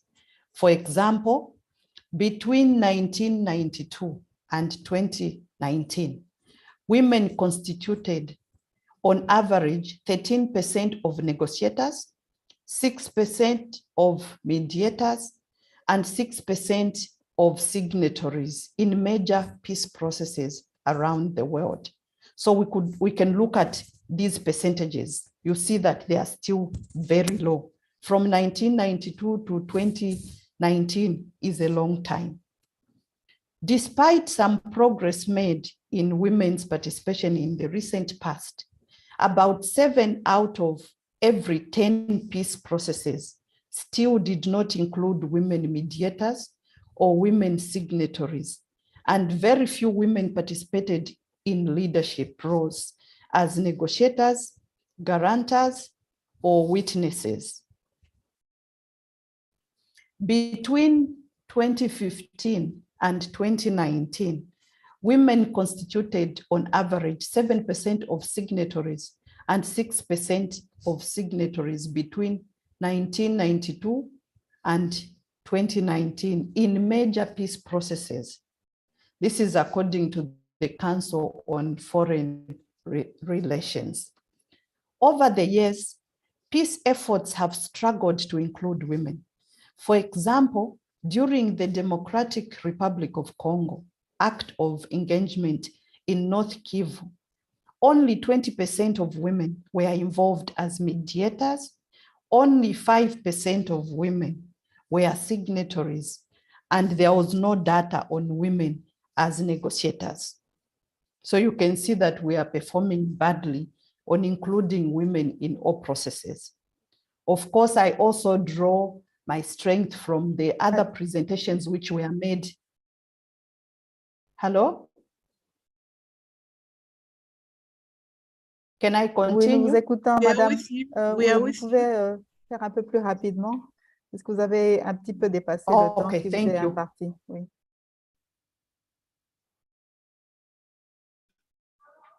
Oh, I've gone over time. How many minutes was I given? I thought I was given 30 minutes. Yes, you were. Thank you. According to the program, kindly continue. So have I gone Oui, beyond continuez, 30 minutes? continuez. Continuez. Okay, thank you. Okay, thank you. So maybe let me go toward to the importance.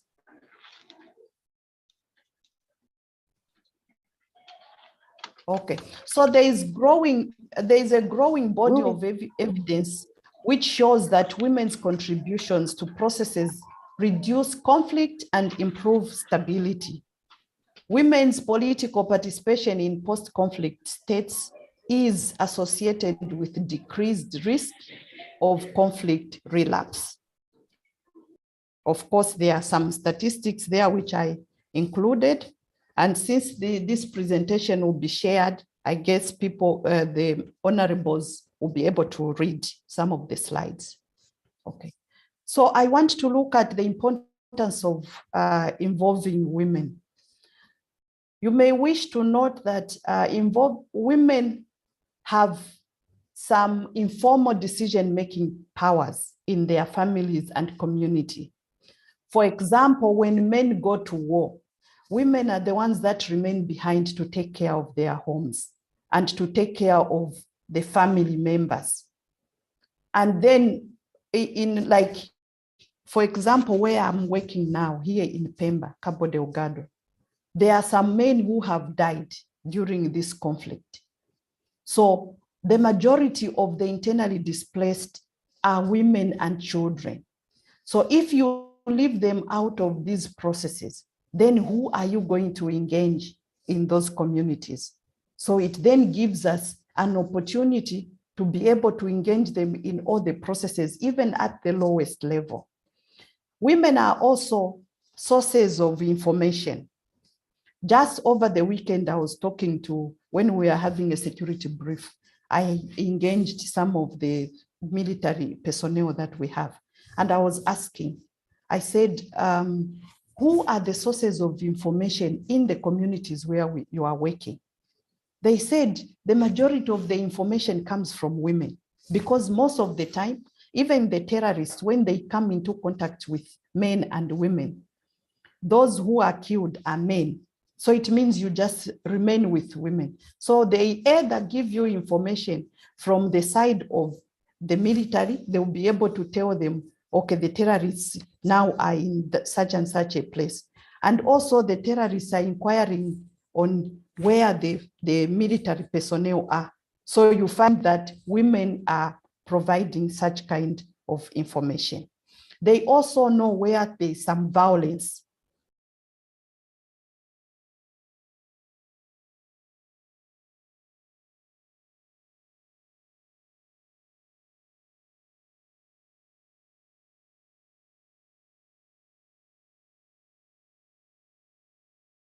Apparemment, il y a un petit souci. Oui. Okay.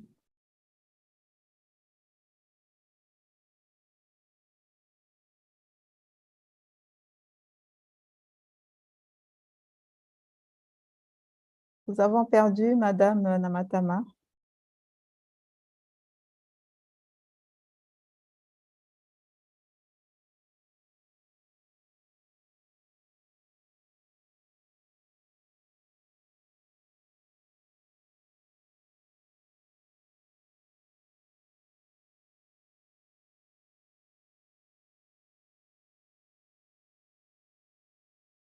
Il doit y avoir un problème de connexion, comme elle l'avait prévenu en début de son exposé.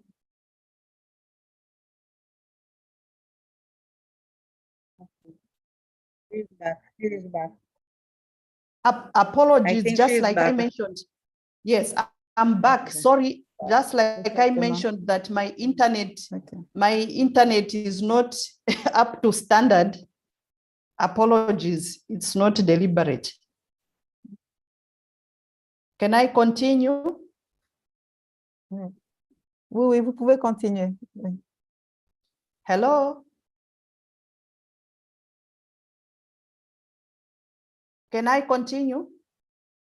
Yes, you can. You can. Yes. Vous pouvez continuer. Vous pouvez continuer. You may continue from Botswana. Hello, honorables.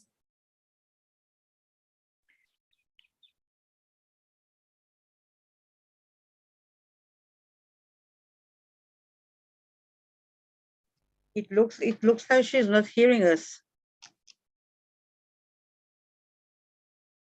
It looks like she's not hearing us.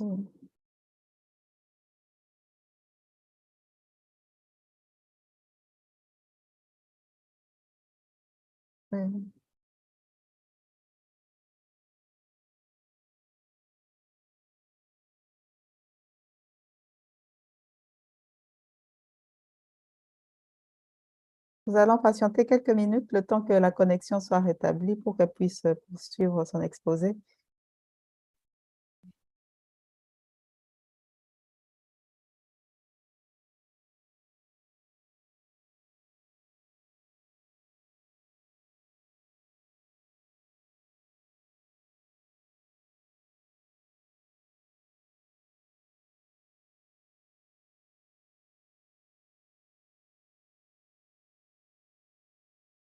I think she's there again. Hello? Madam Moderator, I think she is back. We can continue. Oui. Oui, Okay. elle peut continuer. Elle peut continuer. Thank you so much. Sorry, apologies. This is the kind of life we are leading where we are. I'm in a war zone, like I mentioned earlier. Apologies once more.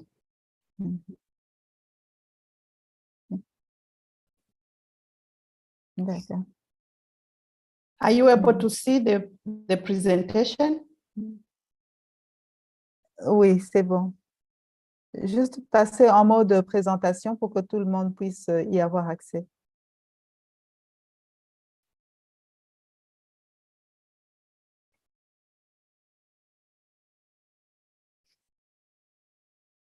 Okay. So, Voilà, c'est bon. Merci.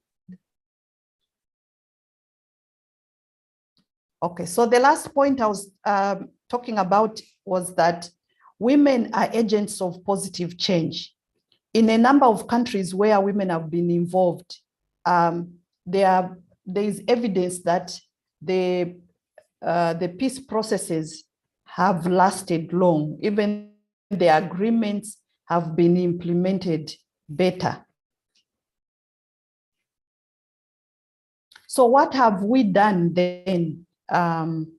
So as 2022, this year, Africa has adopted about 35 national action plans, making it the highest globally. So we can pat ourselves on the backs over this good news. The continent has also adopted regional action plans, including the latest. SADC is the latest on the blog to have adopted the regional action plans. But of the 35 countries that have adopted national plans, only 6 out of 16 SADC member countries have adopted action plans. Therefore, there is need to do more. And as members of parliament, you help us as member countries to ensure that these action plans have been developed in each member state. So having adopted those action plans, how is the implementation? What are some of the challenges? So the first challenge is that local voices are not being brought to the table so that you can hear them. I mentioned that where I'm working now, the majority that are in these internally displaced persons camps are women and children. So when you are coming up with strategies, What are we doing? Are we bringing these women on the round table? We can only get their voices when we bring them to the round table. The other challenge is that there is no clear path on which government institution is supposed to be responsible for developing these national action plans. For example, in my country, Zambia, when I was at the Ministry of Gender, we started this process. But afterwards, we were told it was supposed to be the Human Rights Commission to deal with this process. So there is no clear guidance on which institution is supposed to be responsible for developing the National Plan of Action, later on to implement. There is also a lack of coordination among government agencies and other stakeholders. The issue of funding, we have heard even from the previous presenters. Most of the time, there isn't enough funding and the budgets are very lean in most instances in these countries. Implementing the national plans of action also have suffered a setback with the coming in of COVID-19. In some countries, there have been natural disasters, which means that the funds which were supposed to be used for the national action plans has been diverted to deal with these other calamities. There is also lack of monitoring, evaluation, and reporting on the implementation of the national action plans. So what are the recommendations then?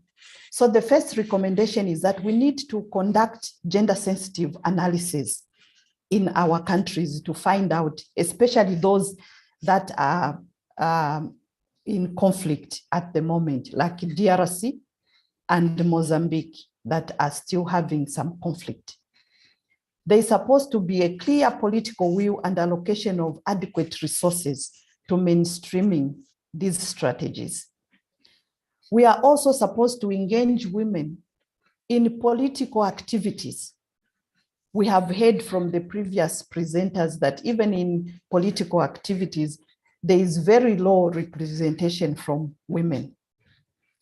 We also have to advance the role of women in all aspects of peace building and reconstruction at all levels, from the lowest level, which is the community. We are also supposed to fund and support women's groups from low levels, because these are the groups that will be helpful when conflict hits. Therefore, the responsibility for implementing the mainstreaming strategy is system-wide. And as members of parliament, the honorables on this platform, you are the ones supposed to help these member countries to ensure that these strategies are mainstreamed. We are also supposed to ensure that we have adequate accountability mechanisms to monitor progress. So they need to be established. So in conclusion, I would say women's leadership and the promotion or protection of women's rights should always be considered a priority in promoting international peace and security, especially now when armed extremists groups place the subordination of women at the top of their agenda. Some of them are raped. Some of them have been married off. Even the children, the young ones have been married to these terrorists. The most effective response, therefore, should be unwavering support for empowering girls and women. The 2030 Agenda for Sustainable Development reflects this priority with its emphasis on gender equality and respect for the human rights of all. Thank you so much. Muito obrigado. Merci beaucoup. I rest my case. Merci beaucoup, Madame Namatama, pour votre exposé. Merci encore. Désolée pour la connexion qui était mauvaise, mais merci encore pour votre exposé. Je pense qu'il doit y avoir des réactions par rapport à l'exposé de Madame Namatama. Si vous voulez réagir, vous levez la main dans l'icône réaction et nous allons vous accorder la parole.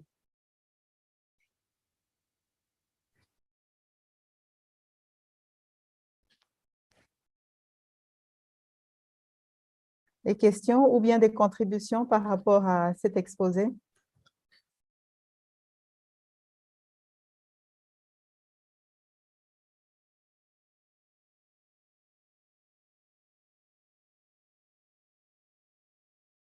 Je n'en vois pas, donc nous allons libérer Madame Namatama et passer à l'exposé suivant.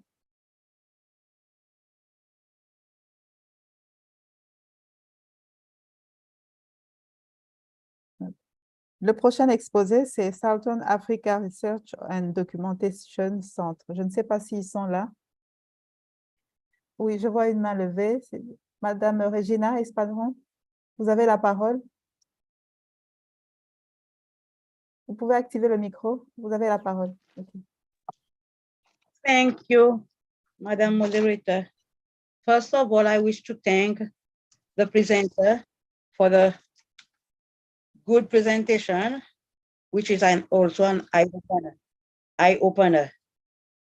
I would support some of the points put to us. Points like local voices are not brought to the roundtable so that they can be heard in the highest level. And I would say that, as she pointed out, we have to bring more women to the roundtable of discussion. Another point that was pointed out was that we have to have political will. I would add to this that there should be a change of mindset. There should be a change of mindset vis-a-vis women's participation. And the political will should be double. We should double the effort to make things happen. Otherwise, we would waste a lot of time only discussing, and out there, things are not happening. I would say that, yes, gender sensitive analysis should be done, and we should have, where there is lack of monitoring and evaluation, we should reinforce on this point. This was some observation I made regarding the presentation. I thank you.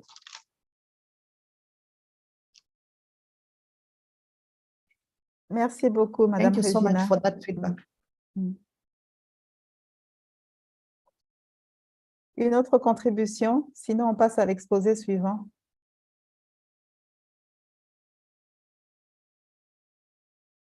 Ok, pas de réaction. Ok, nous allons passer aux représentants ou représentantes de Southern Africa Research and Documentation. Ils sont prêts?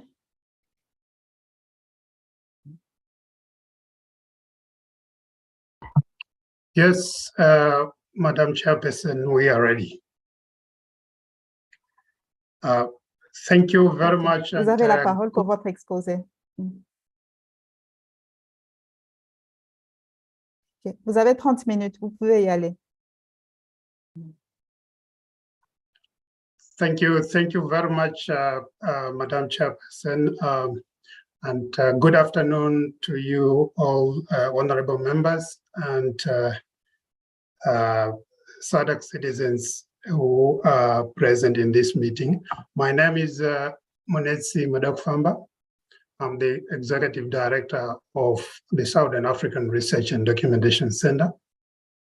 I want to thank the SADC Parliamentary Forum for giving us the opportunity to make this submission this afternoon, and to you, honorable members, for giving us the opportunity to share with you our reflections on the this very important subject that we are discussing today. Allow me to stand on the existing protocol. and my presentation is premised on the thematic areas 2 and 4, that is the thematic issues focusing on which measures may be put in place to increase women representation in Parliament to attain the 50-50 gender parity. And number 4, which speaks to which measures should be put in place to increase the representation of women in boards of private corporations. I've got a few slides that I would like to share with you. So I'm going to try and share my screen.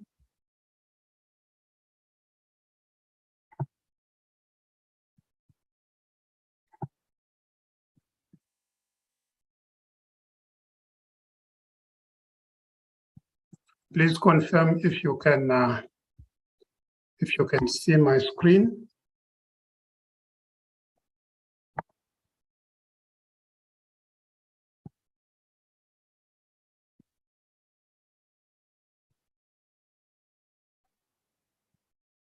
Are you able to see my screen?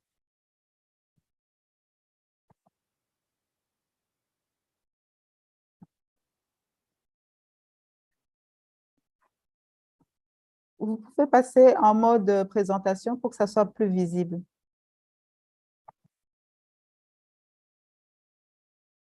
Please confirm if you can see my screen before I proceed. I'm just trying to put this in presentation mode.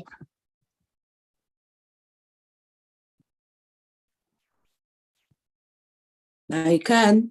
Oui, l'écran est visible, c'est bon.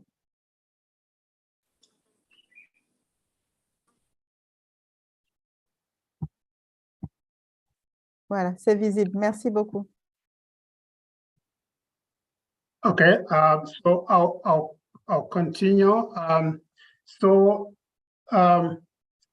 As I indicated earlier on, my submission is basically premised on the two thematic areas related to the 50-50 gender parity and representation in the private sector. So this submission, honorable members, draws from our work on the SADC Gender and Development Monitor 2022, with that was done with the SADC Secretariat and the SADC member states. This SADC Gender and Development Monitor 2022 is the 8th edition since the 4th World Women Conference in Beijing in 1995, and shows some significant trends and results over the period. Women in leadership, working with their male counterparts, can and are transforming our societies and norms in many ways, visible and not so visible. However, action is needed to adjust legislation at national levels to comply with regional and international agreements through the SADC Protocol on Gender and Development, which has been signed and ratified by member states. Honorable members, there is some strong foundation. The domestication and effective implementation of legislative frameworks and legal agreements made at regional level are therefore the primary point of action for SADC member states. There is work to be done and milestones to be reached, but it is important to remember that this is not all about numbers, but transformation. Therefore, the expected result of this submission is that the elected representatives of SADC member states will take the next steps to ensure that the legally binding agreement at regional level will be domesticated and implemented at the national level. The SADC Gender and Development Monitor 2022 report can be an effective tool for that purpose. This is the second report since the adoption of the revised SADC protocol on gender and development in 2016, in which member states have committed to specific achievable targets for gender equality and women's empowerment.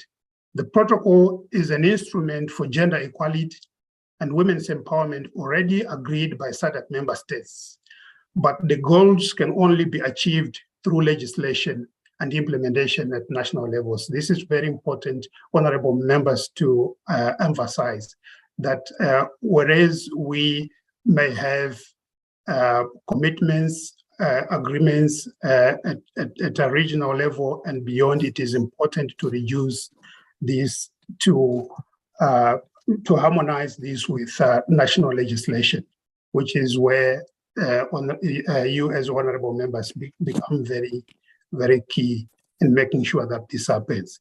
The subject of the current study in this 2022 Gender and Development Monitor is women in politics and decision making.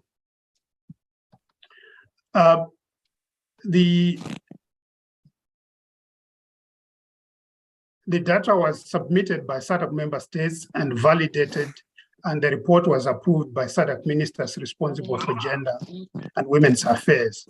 The purpose of the monitoring exercise is to track implementation on the SADC protocol on gender and development, in which member states have agreed to reach 50-50 gender parity by 2030, and to implement, and I want to quote here, special measures with particular reference to women to eliminate all barriers which prevent them from participating meaningfully in all spheres of life and create a conducive environment for such participation, close quote.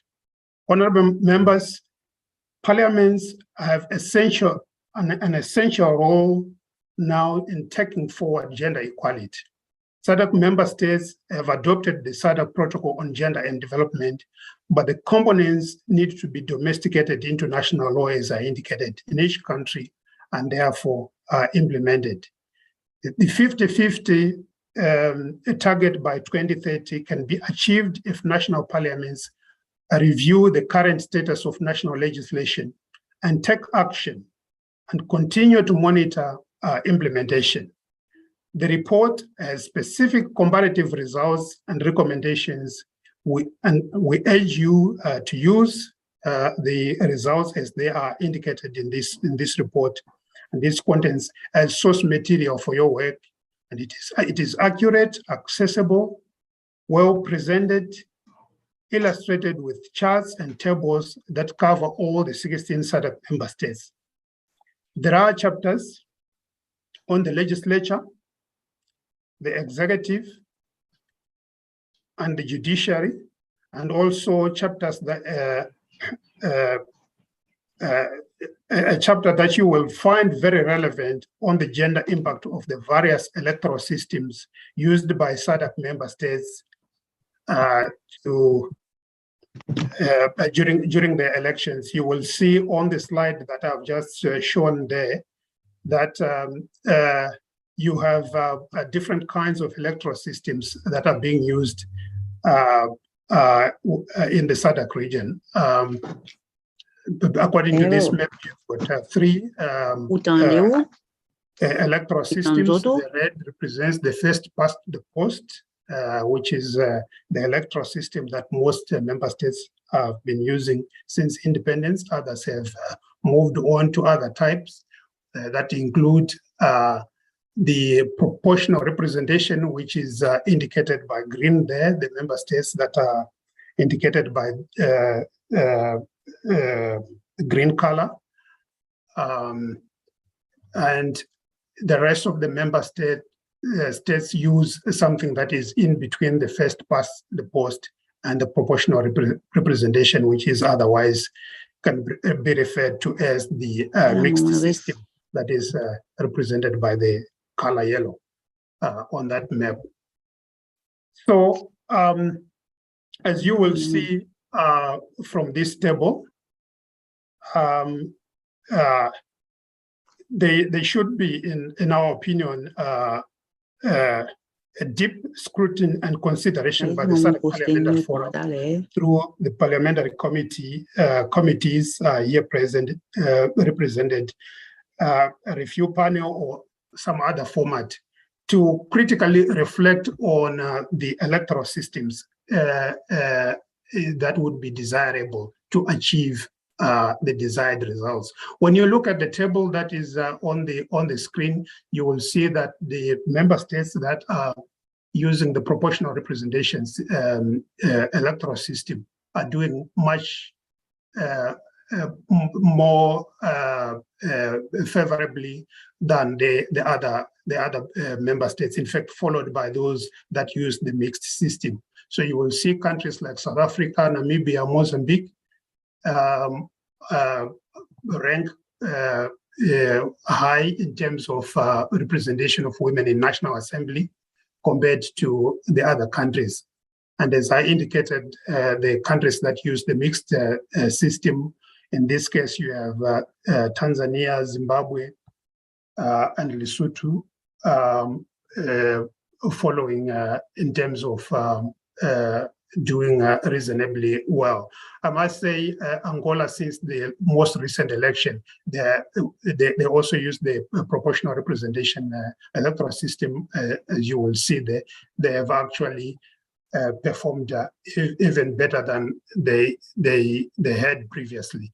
I think now they have since moved to 37 or 38% in terms of representation of women in the National Assembly. So you can see that the countries that use the first past the post are below the rank lowly in terms of representation, women representation in the National Assembly. So that's something, honourable members, for you to ponder on in terms of which electoral systems could be considered in order to achieve the desired results. So the electoral systems are analysed in the context of electoral results with regard to representation by women, and concludes from the results that some electoral systems are more inclusive than others, and that special measures are required to ensure equality of representation by women in parliament, which is reaching near to gender parity in South Africa, Namibia, and Mozambique at over 40%, as I've already alluded to. So again, on this table, when you look at the last column, you will see where each country is and these figures are as of March 2022. And you can also see by looking at each country, how much progress has been made, for instance, since 1995 over the years to 2022. You can see that in some cases, the general trend is that there is general improvement, but in other instances, you have some gains that are reversed. And it would be important to try and understand why such a situation would happen. So there is significant progress also at the executive level, with women serving in influential portfolios in cabinet in all SADC member states. And that is represented there in the table that I've just shown, table 3.1. Although the number of women in cabinet remains generally low in most cases. Mozambique and South Africa have achieved 50-50 gender parity at cabinet level. My apologies. I'm now speaking to table 3.3, where you will see that Mozambique and South Africa have achieved a 50-50 gender parity at cabinet level. So what this tells us that this it is possible, it can be done. We can see that there are countries that have already made this good progress. So it is possible. 3 countries have had women have had a woman president, and the United Republic of Tanzania currently has a woman president, as you know, and women are serving as vice presidents or prime ministers in some of the countries. So, honorable members, progress is also reflected in the judiciary in most SADC member states. And while women form the majority in most SADC member states, this is not reflected in leadership of most political party structures or committees. The low representation of women in parliament is attributed to unfavorable legal and policy frameworks and structural rigidities in political party nomination systems, as well as I've already indicated, the electoral systems. Political party leadership generally remains male-dominated, despite proclamations to the contrary. Political party constitutions are not always publicly available, including online, so information on gender equality commitments are not easily accessible, except for the majority of parties, which usually have gender clauses and commitments in their party constitutions. This analysis, there is also in the report an analysis of independent bodies, such as the electoral commissions in each member state, the corporate sector. We also analyze representation of both the private and public sectors, with some sampling of boards and chief executive officers for both the public and private sectors, which confirms the need for action. That's the general conclusion that is drawn, that there is indeed a need for more action in order to move towards gender equality. So, honorable members, the SADC Gender and Development Monitor 2022 report has 3 recommendations in each of the chapters, which we have in our written submission included much more detail, including recommendations by chapters. So, in addition to the main overall recommendation to domesticate and implement the SADC protocol on gender and development, notably the 3 clauses analyzed here on constitutional rights, Article 5 on special measures and governance, Article 12 on representation, and Article 13 on participation. Other actions that can be taken by the SADC Parliamentary Forum and national parliaments to maintain the forward momentum towards the 50-50 target could be presented as follows. Number 1, review national progress in domesticating and implementing the SADC protocol on gender and development. Notably, in this context, Articles 5, 12, and 13 under constitutional rights and governance, and ensure that member parliaments adopt relevant legislation to domesticate and comply with this legally binding agreement. In addition, it is recommended to undertake a comparative review of the gender impact of electoral systems used by SADC member states, as indicated in the tables that I showed earlier on electoral systems within the SADC member states, and these tables are also appended to the written submissions. So we recommend to undertake a comparative review of the gender impact of electoral systems used by SADC member states, and share effective practices, as all member states have achievements as well as challenges. I think this is very important to note, that you have achievements all around, but also challenges. And it would be important to share some of the best or effective practices. It is also recommended to develop legislation common to all political parties to encourage compliance with gender parity in their party constitutions, structures, and nomination of candidates. This is very important, as we all know that political parties are the gatekeepers. So if it does not happen at the political party level, it means all subsequent levels will not be able to perform as well as they should.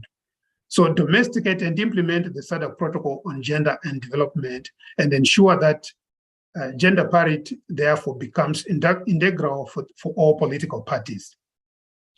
Honorable members, last but not least, the commitments by the parties of the SADC protocol on gender and development to special measures, representation, and participation under Articles 5, 12, and 13 include the corporate sector, both public and private, which was identified by the Fourth World Women Conference in Beijing as an active participant and a catalyst in achieving gender equality and women's representation. The corporate sector should be mobilized to do this and be briefed about the economic benefits of inclusion, that is including paying particular attention to gender equality.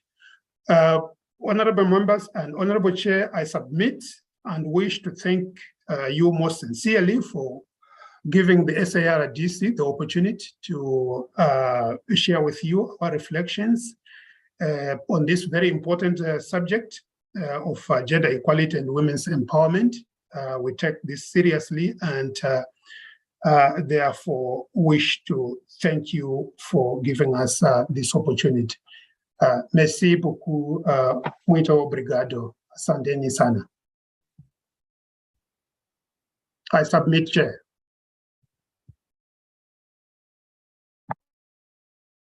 Merci beaucoup.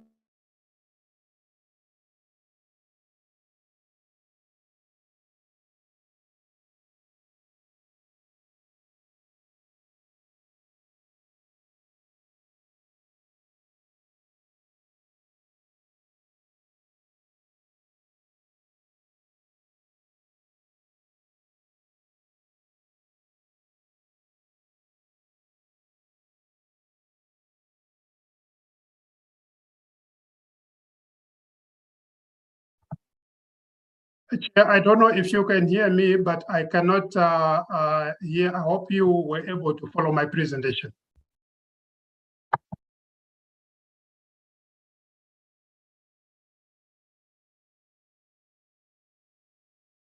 Je n'ai pas bien entendu.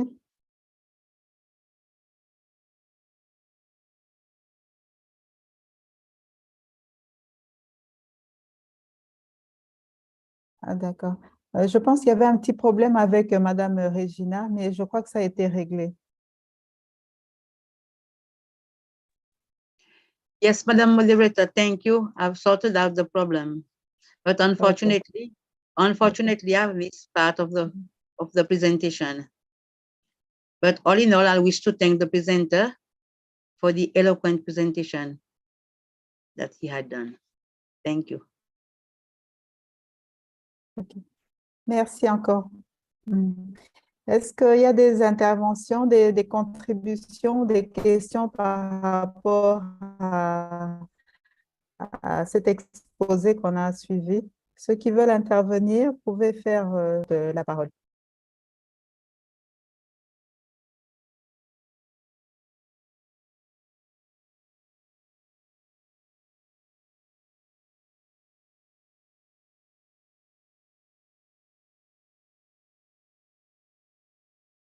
Je ne vois aucune main levée.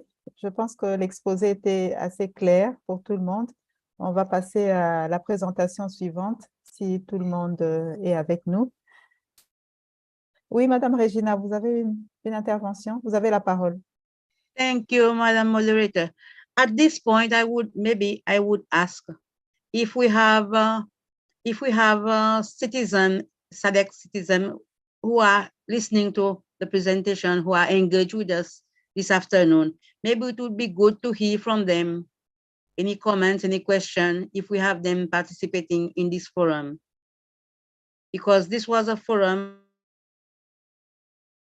a platform to engage with them. So we are doing the presentation, but we are not getting any feedback from the citizen itself on the presentation and on the issue that we are discussing. Maybe I would urge the citizen to come in and give their views, ask questions, and engage with us on this platform before we continue with all the presentation. I thank you.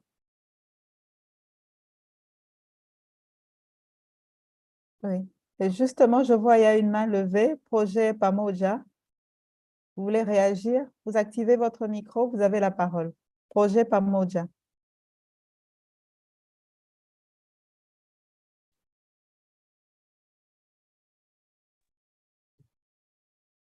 Good afternoon, Madam Chairperson. Good afternoon, moderator and everyone. This is Project Pamoja from Namibia. Yes, Madam Chair, the presentation was well conducted of the previous presenter. What I had made an observation of was that most of the policies that do get recommended to the parliaments of SADC, they tend to be quite well intended, but the oversight of these policies are also being handed over to parliamentarians. And we have identified and seen that most of the time, it is very difficult for women parliamentarians to actually push for reforms of these policies.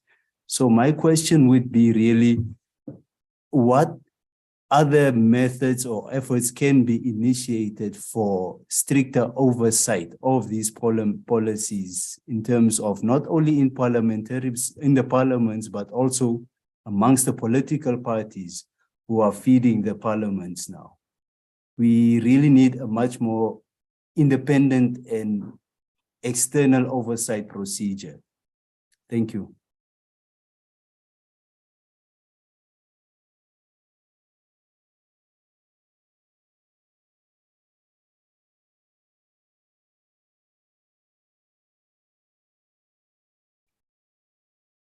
Monsieur Monet, si vous avez une réaction par rapport à la préoccupation de projet Pamoja.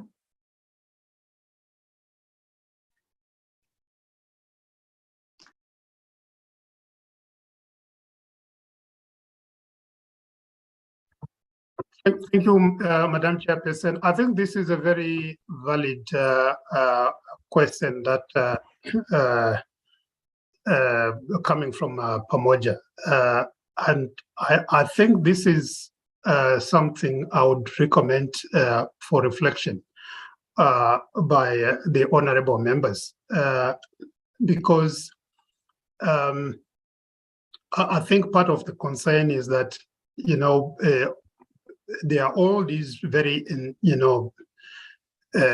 compelling recommendations that are made. So the question would be, how do we make sure that we do not lose some of these, very important ideas? And in partial response to the question, I would say my colleague from Pamoja that I think this opportunity that has been created by the SADC Parliamentary Forum for us as citizens and other stakeholders to continuously engage with the SADC parliaments is very important, and is something that we should take quite seriously, so that we make our expert input. Members of parliament may not always, have the relevant expertise that is necessary for them to discharge their duties. So with platforms such as this one, it becomes very important, that such input is made in order to enrich the work of our parliaments in the region. So I think that's what I would say in response, but I want to emphasize that I think this is very important for us to reflect on. Thank you.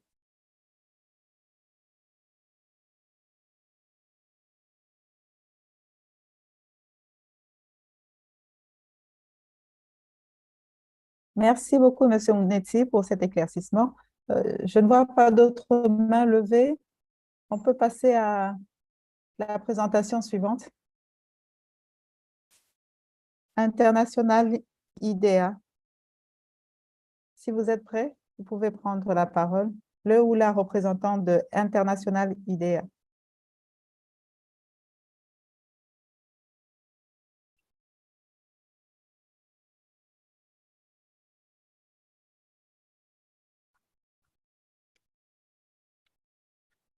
Thank you, Chair. I'm ready. I would like to project my presentation.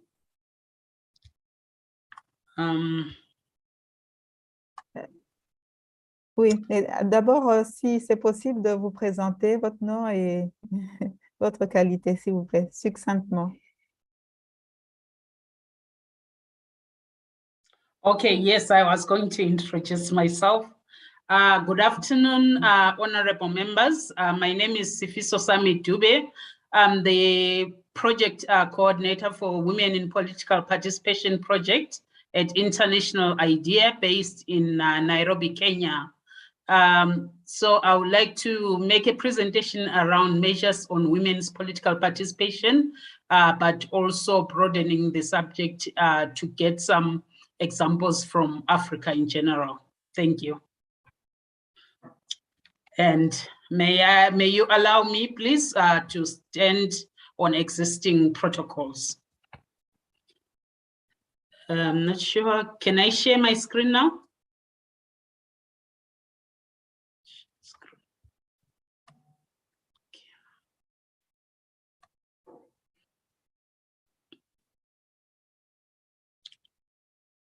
Okay.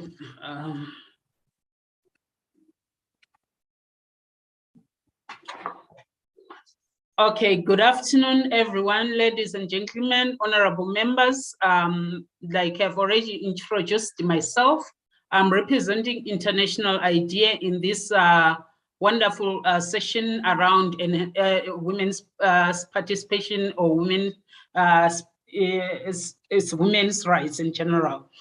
I would like to term my presentation Enhancing Women's Political Participation in Africa. Why? Because I already appreciate the efforts that has been made by different member states here present in terms of enhancing women's political participation. So our discussion is about adding on to existing efforts that are happening in different countries. Just to introduce briefly before I move forward, at International IDEA, we have this Women in Political Participation project currently being piloted in 8 countries, of which 5 of them are in Southern Africa, and that includes Botswana and Zimbabwe. And also we are trying to make sure that we have evidence from the ground in terms of research. We also do training and capacity building. We also do peer-to-peer learning. We also do intergenerational mentorship. I just wanted to highlight in a glance our recent, well, not so recent anymore, considering the electoral calendar of Africa. In 2021, we produced a barometer called the Africa Women in Political Participation Barometer. So please allow me, honorable members, to use an acronym of WPP, which represents Women in Political Participation. As you can see from the screen, while we have done so many efforts in Africa, we are still lagging behind in terms of achieving the gender parity of 50% women's representation at parliament level. We have also the levels of women's participation or representation in election management bodies standing at 28%, in lower houses of parliament, 25%, in parliament in Africa-wide is 24%. But in Southern Africa, you'll notice that this is a bit higher than the continental statistic. Is actually about 28%. And then percentage of women in cabinet is 22%. Percentage of women in local government, 21%. Speakers, 21%. And in upper house is 20%. And you also notice that women are lowly represented as mayors in capital cities at 19%. And then where there is key issues is also percentage of women in political party leadership. Women are not there in the top party positions. They are at 12%. And the executive, that is the presidents and the vice presidents, we only have 7%. I just wanted to highlight the measures that are key for women to participate in elections, but also to participate in parliament or to be elected in parliament. What we are fighting for is the politics of presence. So when we talk about the numbers, we're not just talking about ticking the boxes. We want women to be there in the at the table. So we adopted a framework by Ambassador Tenjo Mtitso, which we are using in terms of tracking progress of women in political participation, whereby we look at things like access, the transformation that women give, as well as participation, how women participate in politics, the laws that are existing, the ex-services that women politicians are being given, internal processes, as well as the personal growth for women politicians. And then we also advocate for inclusive governance, that is gender equality, also including persons with disability, youth, and so on. I just wanted to highlight the barriers for inclusion for women in politics. We've got what we call the formal factors. We've got the informal factors. You'll find that the formal factors are easy to change over time, but the informal factors boil down to individual attitudes. So if formal factors, we've got the electoral systems, we've got the temporary special measures. These are the quota systems that can, when a parliament can decide overnight to say, we're instituting a quota system, things can move very fast. We've got the finances and resources. These are what sometimes prevent women from participating in politics. For example, the nomination fees, the campaign fee, the campaign resources that they need, the information resources about politics in general. And also the political party practice. If a political party has got a certain position, women sometimes tend to then stick with that, and then it is difficult for them to make sure that they push forward as women leaders. We've got the electoral laws sometimes that prevent women from participating, and then also electoral management. We've got the media, which is a blessing and a curse at the same time, including social media, whereby women in politics have faced cyberbullying, have faced all sorts of insults on social media, but the media can also promote women in politics. The informal factors include the customs, the culture, and the tradition, and these are really difficult to change over time. But it is possible to change, considering that patriarchy is mainly the main source of what is keeping women out of politics. We've got socialization, we've got attitudes.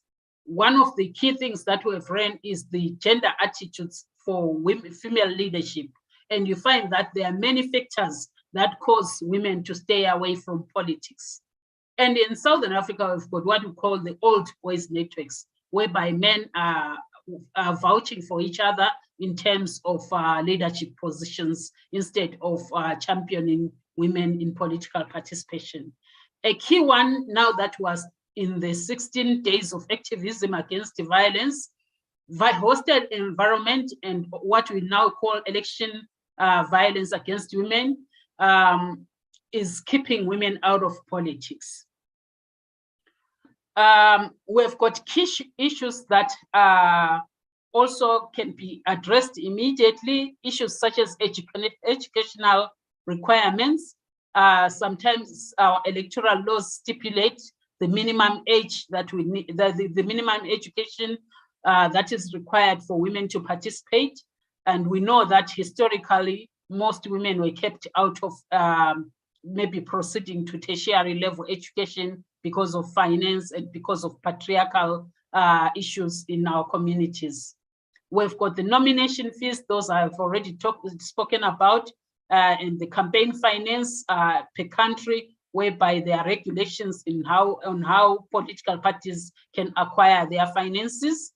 We've got limited infrastructure for persons with disabilities, and this has kept many women with disabilities out of politics.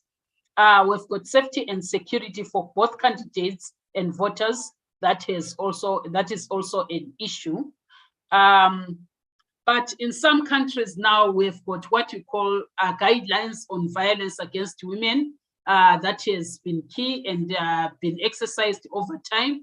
We've got affirmative action in most countries, whereby there are quotas to promote the issue of women who are left behind in terms of participation in politics. I just wanted to emphasize the issue of violence against women, which is a key barrier that keeps women outside politics, considering that now we are in the 16 days of activism. I urge honorable members here present to speak against the violence as we conclude the 16 days of activism.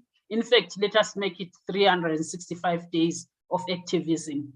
So this, we find that it keeps people from voting, from holding public office, from association with the political parties that they want, but also it affects how democracy can be written in can be perceived in each and every country. And we find that sometimes women then, the violence exacerbates what women have already been experiencing, considering that 1 in 3 women already experience gender-based violence of one form or another. So political violence becomes an added injury in terms of the women's experiences. I just wanted to highlight a few examples, which I call high-level change accelerators for 50-50 in political representation. We've got chances in our region to review electoral laws. For example, in Zimbabwe, there was the Local Government Act, whereby women councillors or women local government came together to say, we've got this quota in parliament, why are we not extending that quota at a local government level? We've got opportunities such as in Botswana, the current constitutional review process, whereby we can then say, this is what we want as women, want a constitutional quota. We've got what has worked also in our region is capacity building initiatives for women politicians before, during, and after elections. It's actually not good to just do training for women politicians before an election and then leave them like that. We need to have a continuous process and to track progress over time. As international idea, we have what we call is academic trainings for both young women politicians and more seasoned politicians. One other key issue that we've seen working in the region is engaging male actors in championing women political participation. As idea, we've got our partners, Padare from Zimbabwe, that are championing this cause to engage male students, to engage traditional leaders, to engage male politicians in terms of women political participation. And one thing that I've already mentioned is the intergenerational dialogues for mentorship of young women into politics, but also to work with media and civil society to look into challenges and opportunities for women in political participation. And then also improved and timely research on gaps and opportunities for women in political participation, e.g. the barometer that I've already mentioned, and my colleagues also have mentioned the gender monitor that SARTC is doing. And then also working with CSOs, development partners and media in raising awareness and building capacity for women politicians. But critical in Africa, we need to leverage on digital platforms for outreach on women in leadership. We can't ignore the issue of digital platforms anymore. So as honorable members, we urge you to harness the digital platforms and leverage on those. Recommendations on improving women in political participation. Firstly, I recommend reviewing of electoral laws.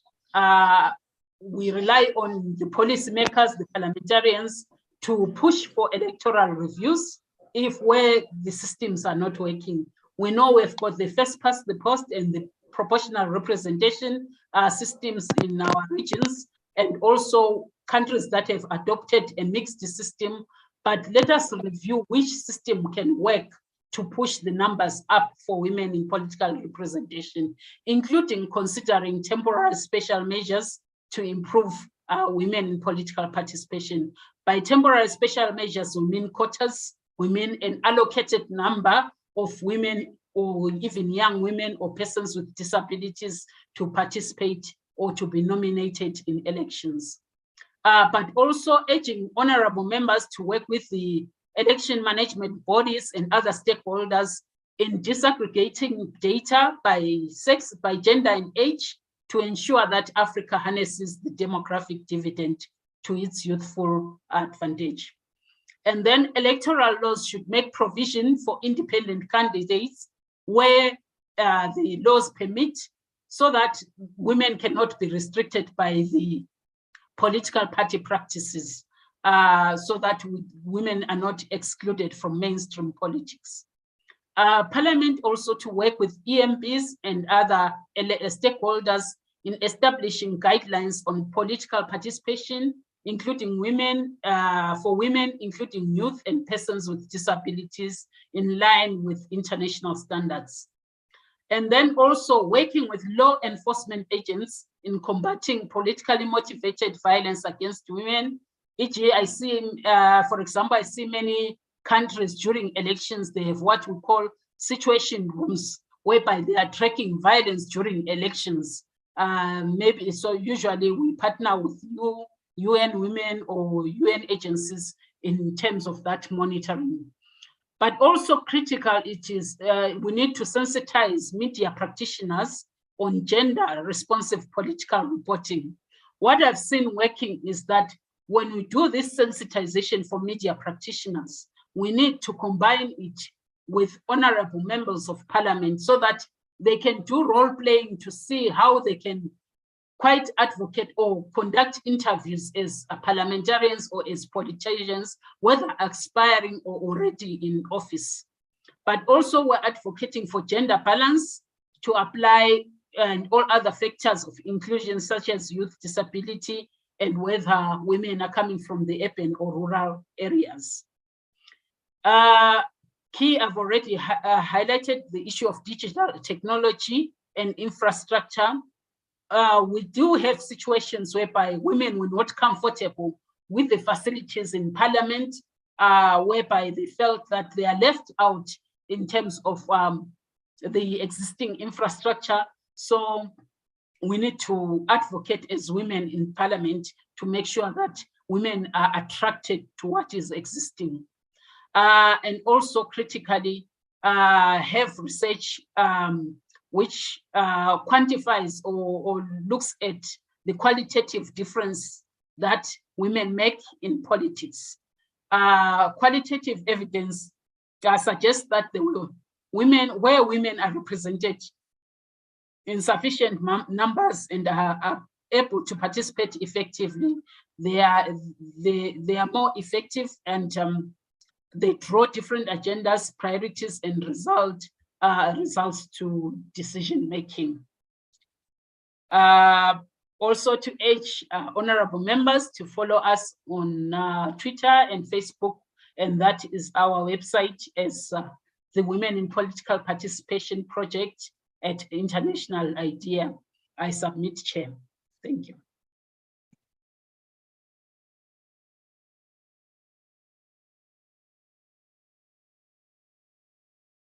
Merci beaucoup, Madame Doubé, pour votre présentation.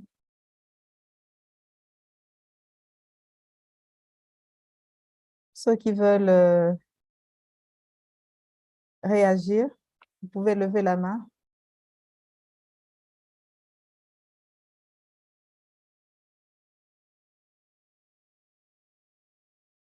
Il n'y a pas de questions pour Madame Doubé?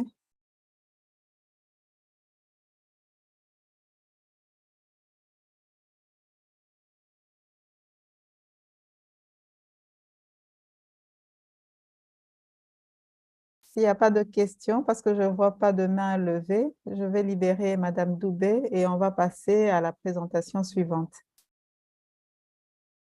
Merci. Pour la présentation suivante, nous avons Teboro Molai de SAT.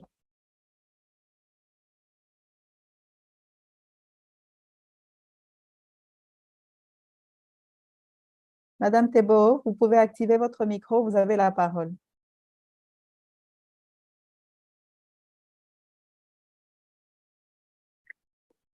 Thank you very much, Madam Moderator, and good afternoon, honorable members. My name is Deboho Mohlwai. I am representing SRHR Africa Trust. Thank you very much for the opportunity. I would like to start my presentation first by acknowledging the speakers that came before me. And I think I was impressed by the numbers that were presented by the presentation from Mr. Monetsi. I was shocked to realize that in 2009, Lesotho had 30.1% of women representative in the cabinet. But in 2022, we are sitting at 16%. That is a massive decline. And that obviously shows the gap that we have and the work that we need to do to ensure that women are included in politics. As a young woman, I face discrimination every day. And with Sifiso Sami's presentation, she also highlighted the challenges that women in their diversity face with regards to political participation. And that is why, as young people and civil society, we are committed in supporting our member states to achieve the Sustainable Development Goal 5 and gender equal nations. We have come a long way since the Beijing conference 25 years ago, but there are still the challenges that have been highlighted. And women's rights are human rights slogan is not really as we thought it would be in the year 2022. And that means that the journey still continues. Women have entered the workforce or paid workforce in increasing numbers over the recent decades. Globally, women represent 46% of the public sector workforce, compared with 33% that we see in the private sector. More than 64% of the public sector education force is female, and women account for more than 70% of the workers in the healthcare sector. In line with the previous presentations, we see the numbers do not lie. And after all, in politics, it is a numbers game. There are substantial programs and aspirations for gender equality all around us. But as a social norm, inequality is a challenge to move. Achieving gender equality and the empowerment of women and girls requires more vigorous and intentional efforts, including legal frameworks, to counter deeply rooted prejudice, and that often results from patriarchal attitudes and related social norms. It is, however, important to recognize that even the smallest steps can make a difference in gender equality. Gender inequality hurts everyone. Patriarchal norms and structures shape institutions. They drive poor health outcomes for all populations. They determine career pathways and narrow workplace norms. Gender norms continue to determine career trajectories across all sectors. With leadership concentrated among men, we will still continue facing these challenges, leading to unfair pay gaps. Despite this, many organizations, including workers' unions and the broader civil society organizations, continue to fly gender blind with these issues. Very few organizations have developed a gender responsive approach to their programs, let alone parliaments. As young women, we would like to suggest what we think could help. Firstly, we would like to see our parliaments taking earnest measures to become equal. Parliaments in all forms. Members, speakers, committee chairs, and staff at all levels. Many of us work with a tool that is called the Workplace 50-50 in the civil society space that was developed from the global Workplace 50-50. We challenge SADC parliaments to take the tool up to measure gender equality and take steps to become more equal. Secondly, parliaments could pass legislation or encourage executives to have policies in member states that would require government departments to report to parliament annually or even every few years on their status or progress in gender equity. We also suggest that member states and parliaments move towards engendered budgeting in national and subnational budgets and public accounts. Further, we suggest that executives in member states pass policy that requires private sector companies over a certain size to report on gender equity to the registrar of companies annually in the already required annual reporting. There are already examples of this globally, like in the UK. Lastly, and this is one that I'm very passionate about, the professionalization of youth work. Because youth work is work and we should be paid. We cannot be volunteers forever as young people. And companies that hide behind internships to abuse and misuse the need for young people to gain experience in order to join the workforce needs also undivided attention from members of parliament and the society at large, because we need to also understand, as my learned colleague, I think Natasha earlier on when she was presenting around meaningful youth participation also mentioned that young people, we are professionals, we can be professionals, and we are ready to take up our role in society, but we should also be recognized for our efforts.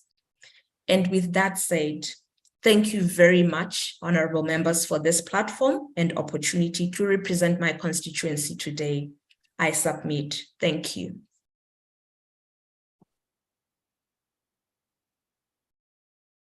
Merci beaucoup pour cette présentation vivante, concise aussi et précise, qui a vraiment abordé la problématique qui touche les jeunes dans l'ensemble de l'Afrique, mais surtout dans la région de la SADC. Merci encore pour votre présentation. Je ne sais pas s'il y a des réactions par rapport à l'intervention de Madame Thébault. Vous pouvez lever la main et réagir.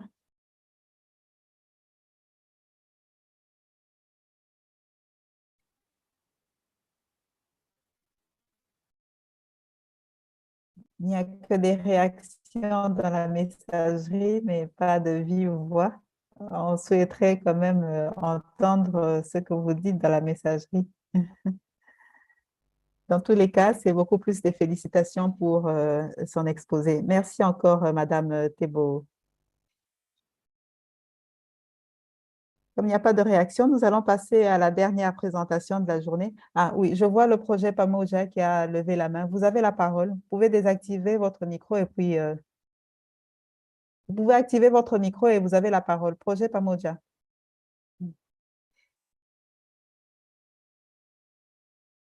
Thank you, facilitator.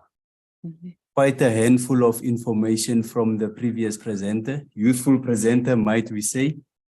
And it is actually the direction that our institutions should go, but not forgetting that experience comes with age also.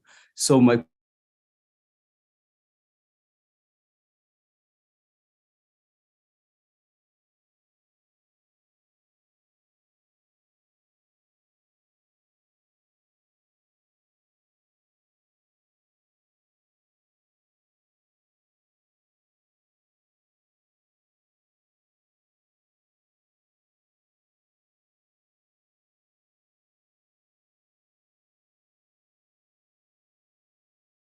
you see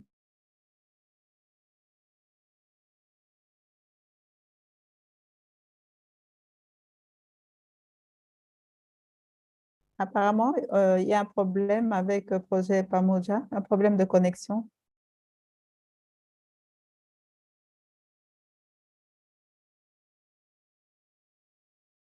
can I repeat Je the vois question, Okay. moderator? Okay. Moderator, may I proceed? Oui, I oui, vous wanted pouvez to ask- continuer. Il y avait un problème de son. Oui, vous pouvez continuer. Thank you. I wanted to ask the recent presenter that she mentioned about the younger generation being put in a spot of this active decision making and being able to be professional. My question would be, would you not consider there's a possibility, as much as young people can be professionals, that there is also a possibility that they might also need the expertise of the older generation for them to make much more practical and effective change in the sphere of influence, wherever they may be? Thank you.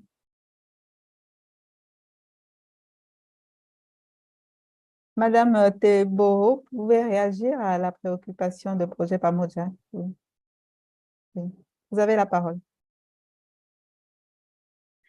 Thank you very much, Madam Moderator, and thank you for the question, Comrade in Namibia. Yes, we do need the support, the guidance, and our capacity built as young people. What we are saying is not that we are discussing the institutional memory, the knowledge, and the wisdom that we would get from our adults in the workforce. We need to work with them. We need their support. We need help in order for us to know and walk the journey and the walk together. This is why mentorship programs are also very vital, and capacity building. We cannot draw from a space the knowledge and information. As a young person who has been in the civil society space for over 6 years now, I got where I am because of the support that I got from my mentors.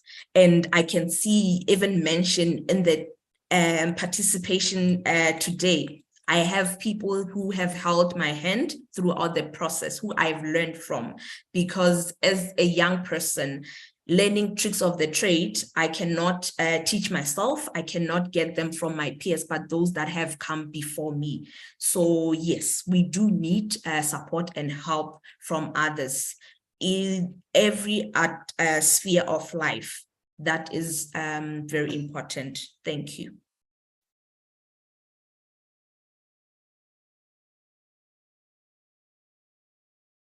Merci beaucoup, Madame Théobo. Je vois une autre main. Madame Doubé, vous avez la parole. Vous pouvez activer votre micro.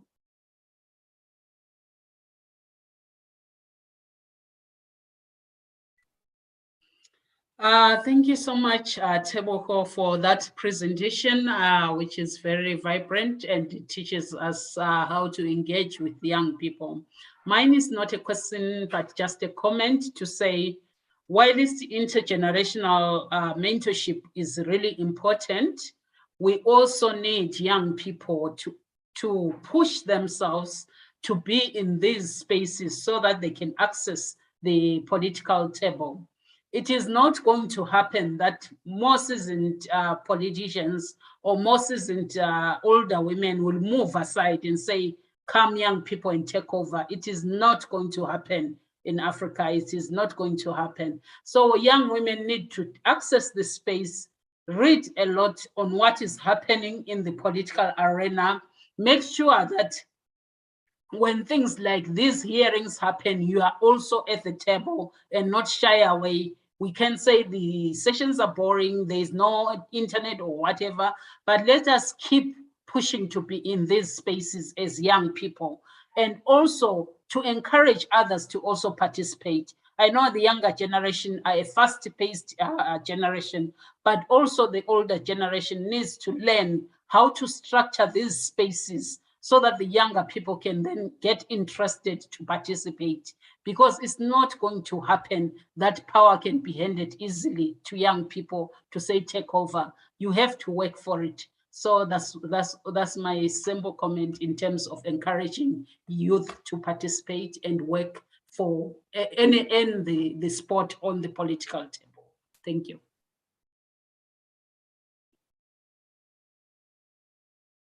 Merci beaucoup. Y a-t-il une autre intervention?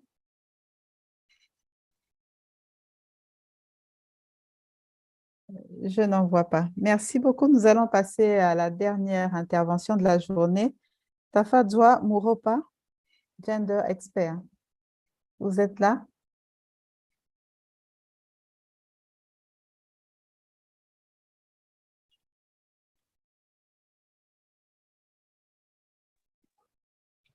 Good afternoon, Madam Chair. Can you hear me? Okay. Yes. Yes, oui, on vous entend. Merci.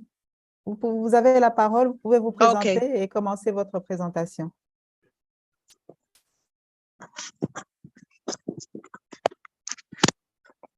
Okay, then. My name is Tafat Wamuropa. I'm a gender activist based in Zimbabwe, and I also sit on the board of the Zimbabwe Women Resource Center and Network, which is ZURISN, and I've been engaged in women's activism and civil society activism for over 15 years. So I would like to thank the SADC Parliamentary Forum for giving me the opportunity to come here and make my submissions. I would also like to acknowledge the Regional Women's Parliamentary Caucus, as well as other protocols that I will acknowledge as well. So in terms of my topic, it's not so much going to be focusing on the two questions, but I wanted to acknowledge the previous presentations that were centering on amplifying women's participation in the political space. But I believe that participating in politics is actually an avenue towards transforming the lives of women, especially in the social and economic sphere. Honorable members, I thought I would just make a recap of the current status in Southern Africa, which we all know, but just to try to drive this point home. I wanted just to highlight that a recent paper that was researched by Oxfam, Norwegian Church Aid and Development Finance International on commitment to reducing inequality index 2022 showed that COVID-19 pandemic actually worsened the extreme inequality that had existed in most of Southern African countries. And what made it even worse was that the austerity measures that were introduced by most of our SADC countries actually made it difficult for women and girls to access the much needed public services such as health. The funding for those services was cut in order to address COVID-19 emergencies. I also wanted to point out, honorable legislators, that the COVID-19 pandemic, as you would know it, actually worsened the economic status of women and girls due to the enforced mandatory lockdown measures in most countries, where women, most of them, and young women had no opportunities to sustain their livelihoods. And this actually forced them to stay in abusive relationships, and even some of their children getting violated as well.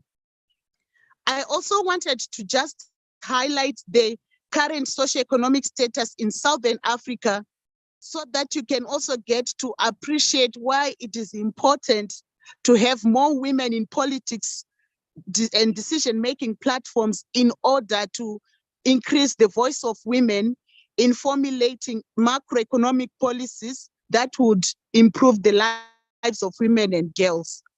We already know that Southern Africa has been impacted by climate change. We have increased unemployment. We also have increased illicit financial flows, and cases of mismanagement of public resources has been on the rise. We've got an increasing debt burden, which has made it worse for governments to prioritize the needs of women and girls, as they would want to first clear their debt clearances with the World Bank and IMF. And at the same time, we also acknowledge a growing informal sector dominated by women, but also at the same time, we need to acknowledge the decrease in food security as a result of forced land displacement due to the discovery of extractives like oil and gas, mining, forestry, and fishery. But honorable legislators, we also need not to ignore that issues of human and drug trafficking, child labor, and increased migration has affected Southern Africa in so many ways. And yet at the same time, we've got increased cross-border trading taking place as well.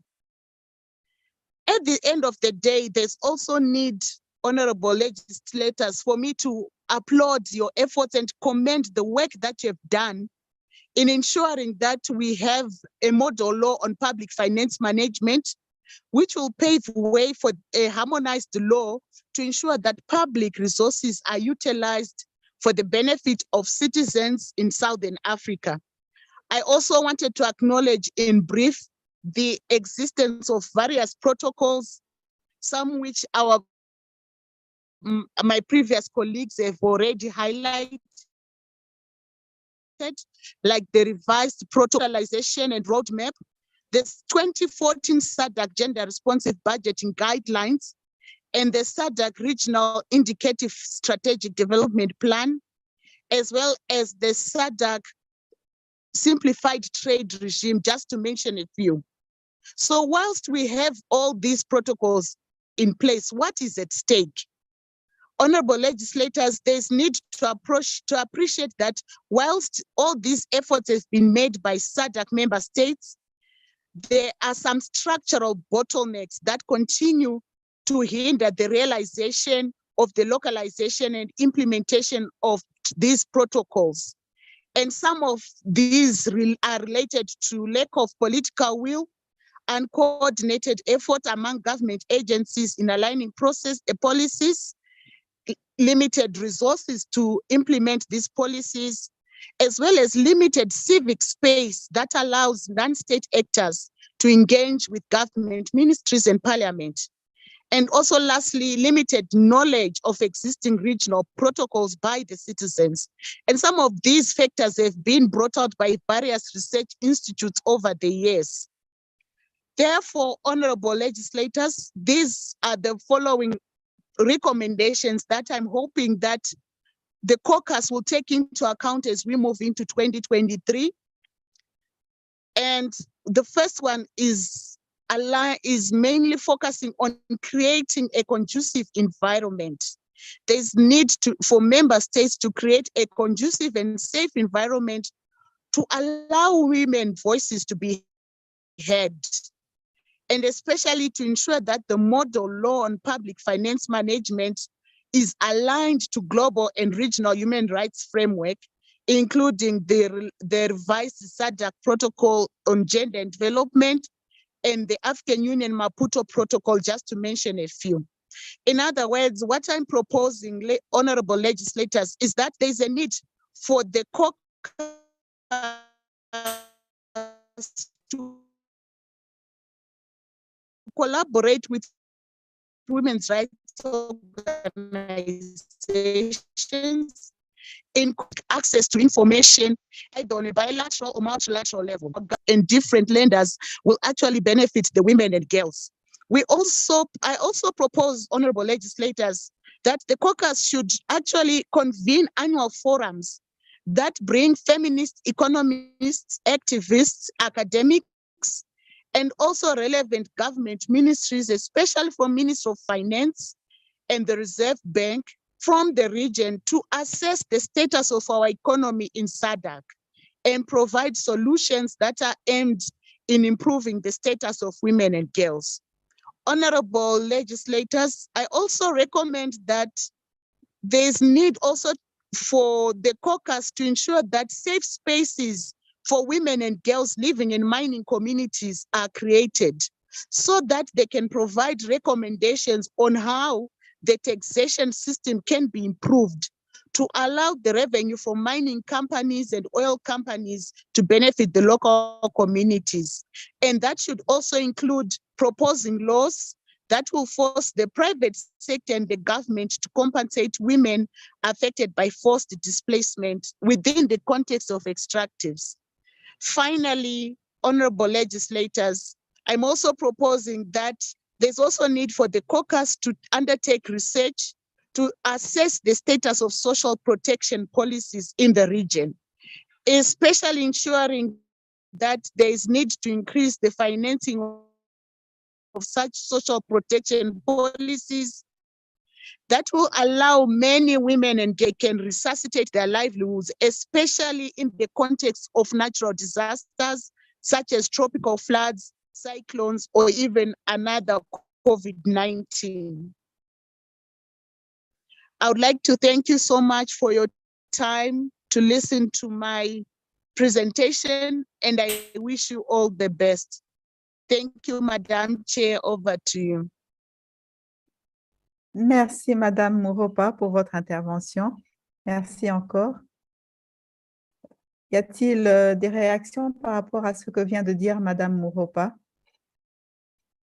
Vous pouvez lever la main, s'il vous plaît.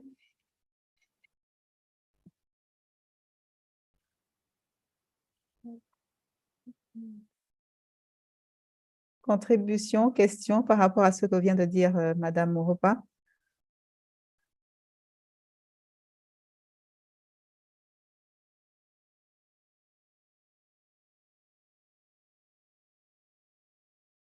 Oui, projet Pamoja, une réaction. Vous pouvez activer votre micro. Thank you again, Madam Moderator and Madam Chair. I was hoping that I would just be a spectator in this process because of wanting to allow the woman to engage more fully, but it seems I have to give my 2 cents as well. The previous presenter made a very critical connection, which I did not really pick up throughout the entire duration of the presentations, which was the economical aspect of women being incorporated, brought into the economical system of our countries. And being a strong advocate of social protection schemes, I would also want to ask our committee members, perhaps not only Madam Chair, but our committee members, what are the initiatives or the efforts that this specific committee is making towards pushing for social protection of women, particularly women who are exposed to vulnerabilities of unemployment and dependency on their spouse or partners, because these are the people who are left out in the dark when it comes to participation of women in decision-making activities. So this question is not only directed to the last presenter, but I would really want to hear more from the committee. What are the efforts that the parliamentarians are pushing for social protection of women? Thank you.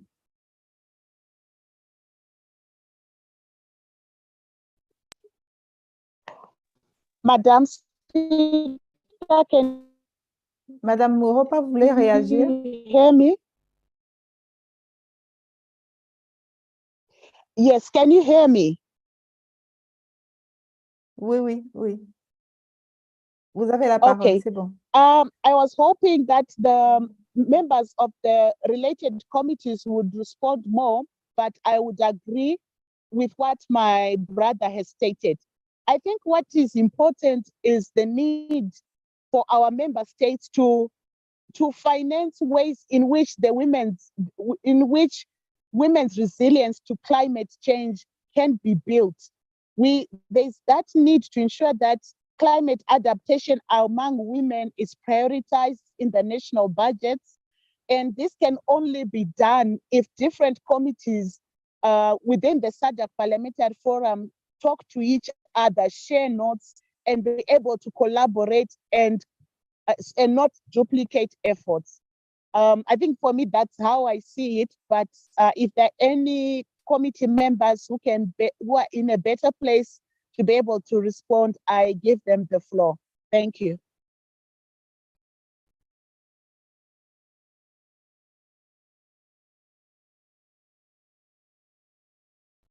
Merci, Madame Mouropa. Merci encore pour votre intervention.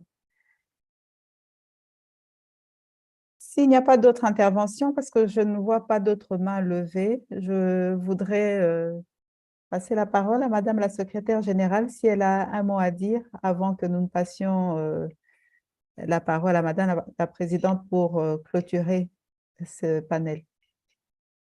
Madame la secrétaire générale, vous avez quelque chose à dire?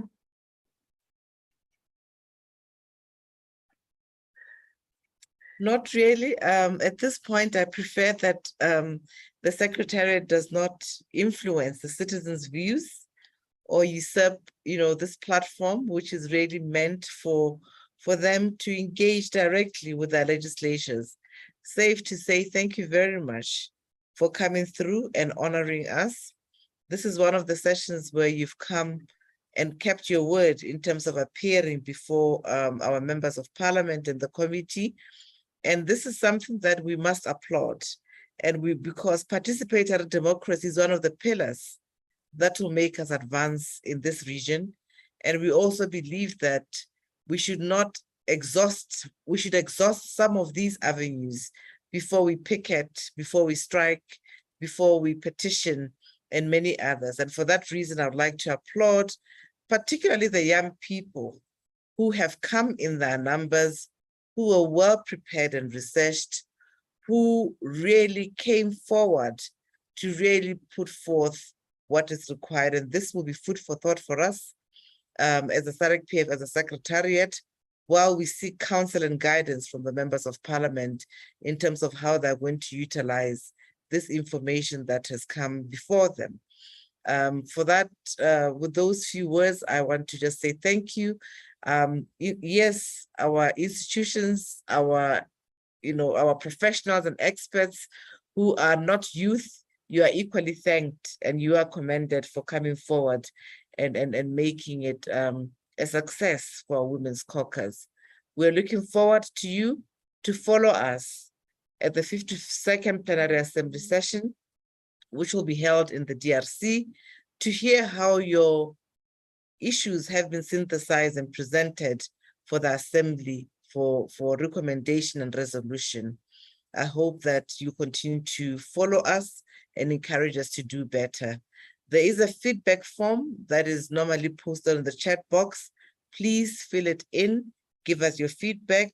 We can only improve through your guidance and cautioning where there's need to.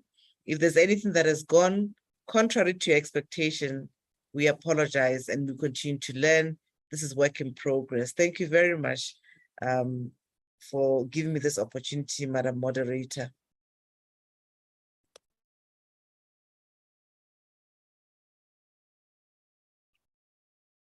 Merci beaucoup, Madame la Secrétaire générale. Je vais à présent passer la parole à Madame la Présidente qui va clôturer ce panel. Merci. Thank you, Madam Moderator. First of all, I would like to apologize for the last 3 presentations. My network was not that good, so I could not capture everything that was said.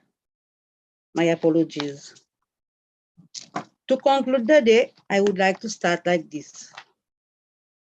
SADC has established strong frameworks to guide the issue of equal representation and participation of women in power and decision-making positions. SADC member states, hence, committed to place gender equality and women empowerment on top of its agenda. State parties committed to put in place policies, strategies, and programs to ensure the equal participation of women and men in decision-making. We need to walk the talk. Talking should have been done yesterday, and action should have started today. I would say the last 3 presenters, I would have, especially, I could not comment on the presentation of Miss Sifisan, or Miss Dube, no? Dube. But I appreciate how she crafted her presentation by having the formal barriers and the informal barriers.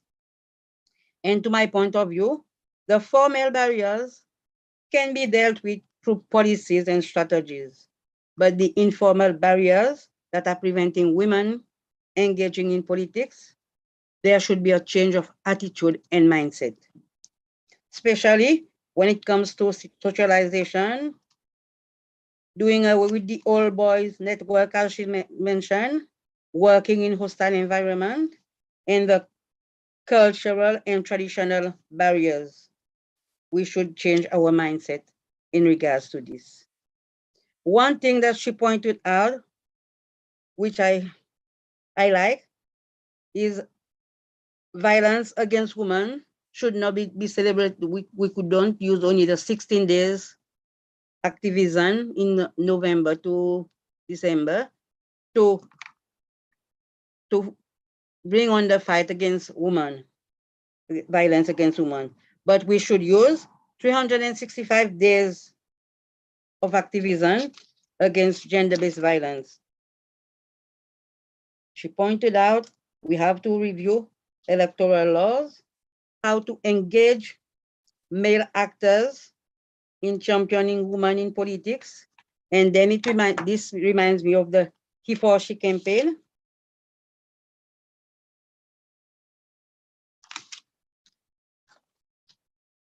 And how we need to have capacity building to capacitate women before and after election. Okay. Madam Moderator, at this point, I would like to say a big thank you to Secretary General and the SADC PF staff for providing us with the space and necessary support to ensure that meeting to take place. Thank you to all the presenters for taking us across the different journeys since this morning. Thank you to the civil society and citizens for their input and engaging with us. And thank you to you also, Madam Moderator, for moderating this session.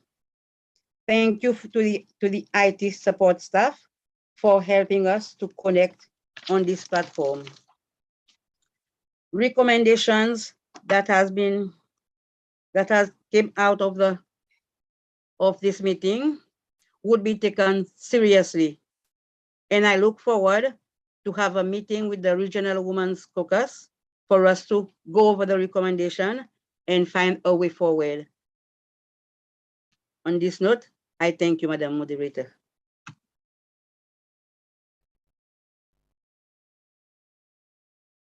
Merci encore à vous, Madame la Présidente, et à tous les honorables et tous les autres membres qui ont participé à ce panel. Merci encore et à la prochaine fois. Au revoir. Thank you, Madam Moderator. I call the meeting to a close. Thank you. Merci. Merci. Thank you very much, Bibi. Thank you very much, Karina, and the team from Merci. Yes.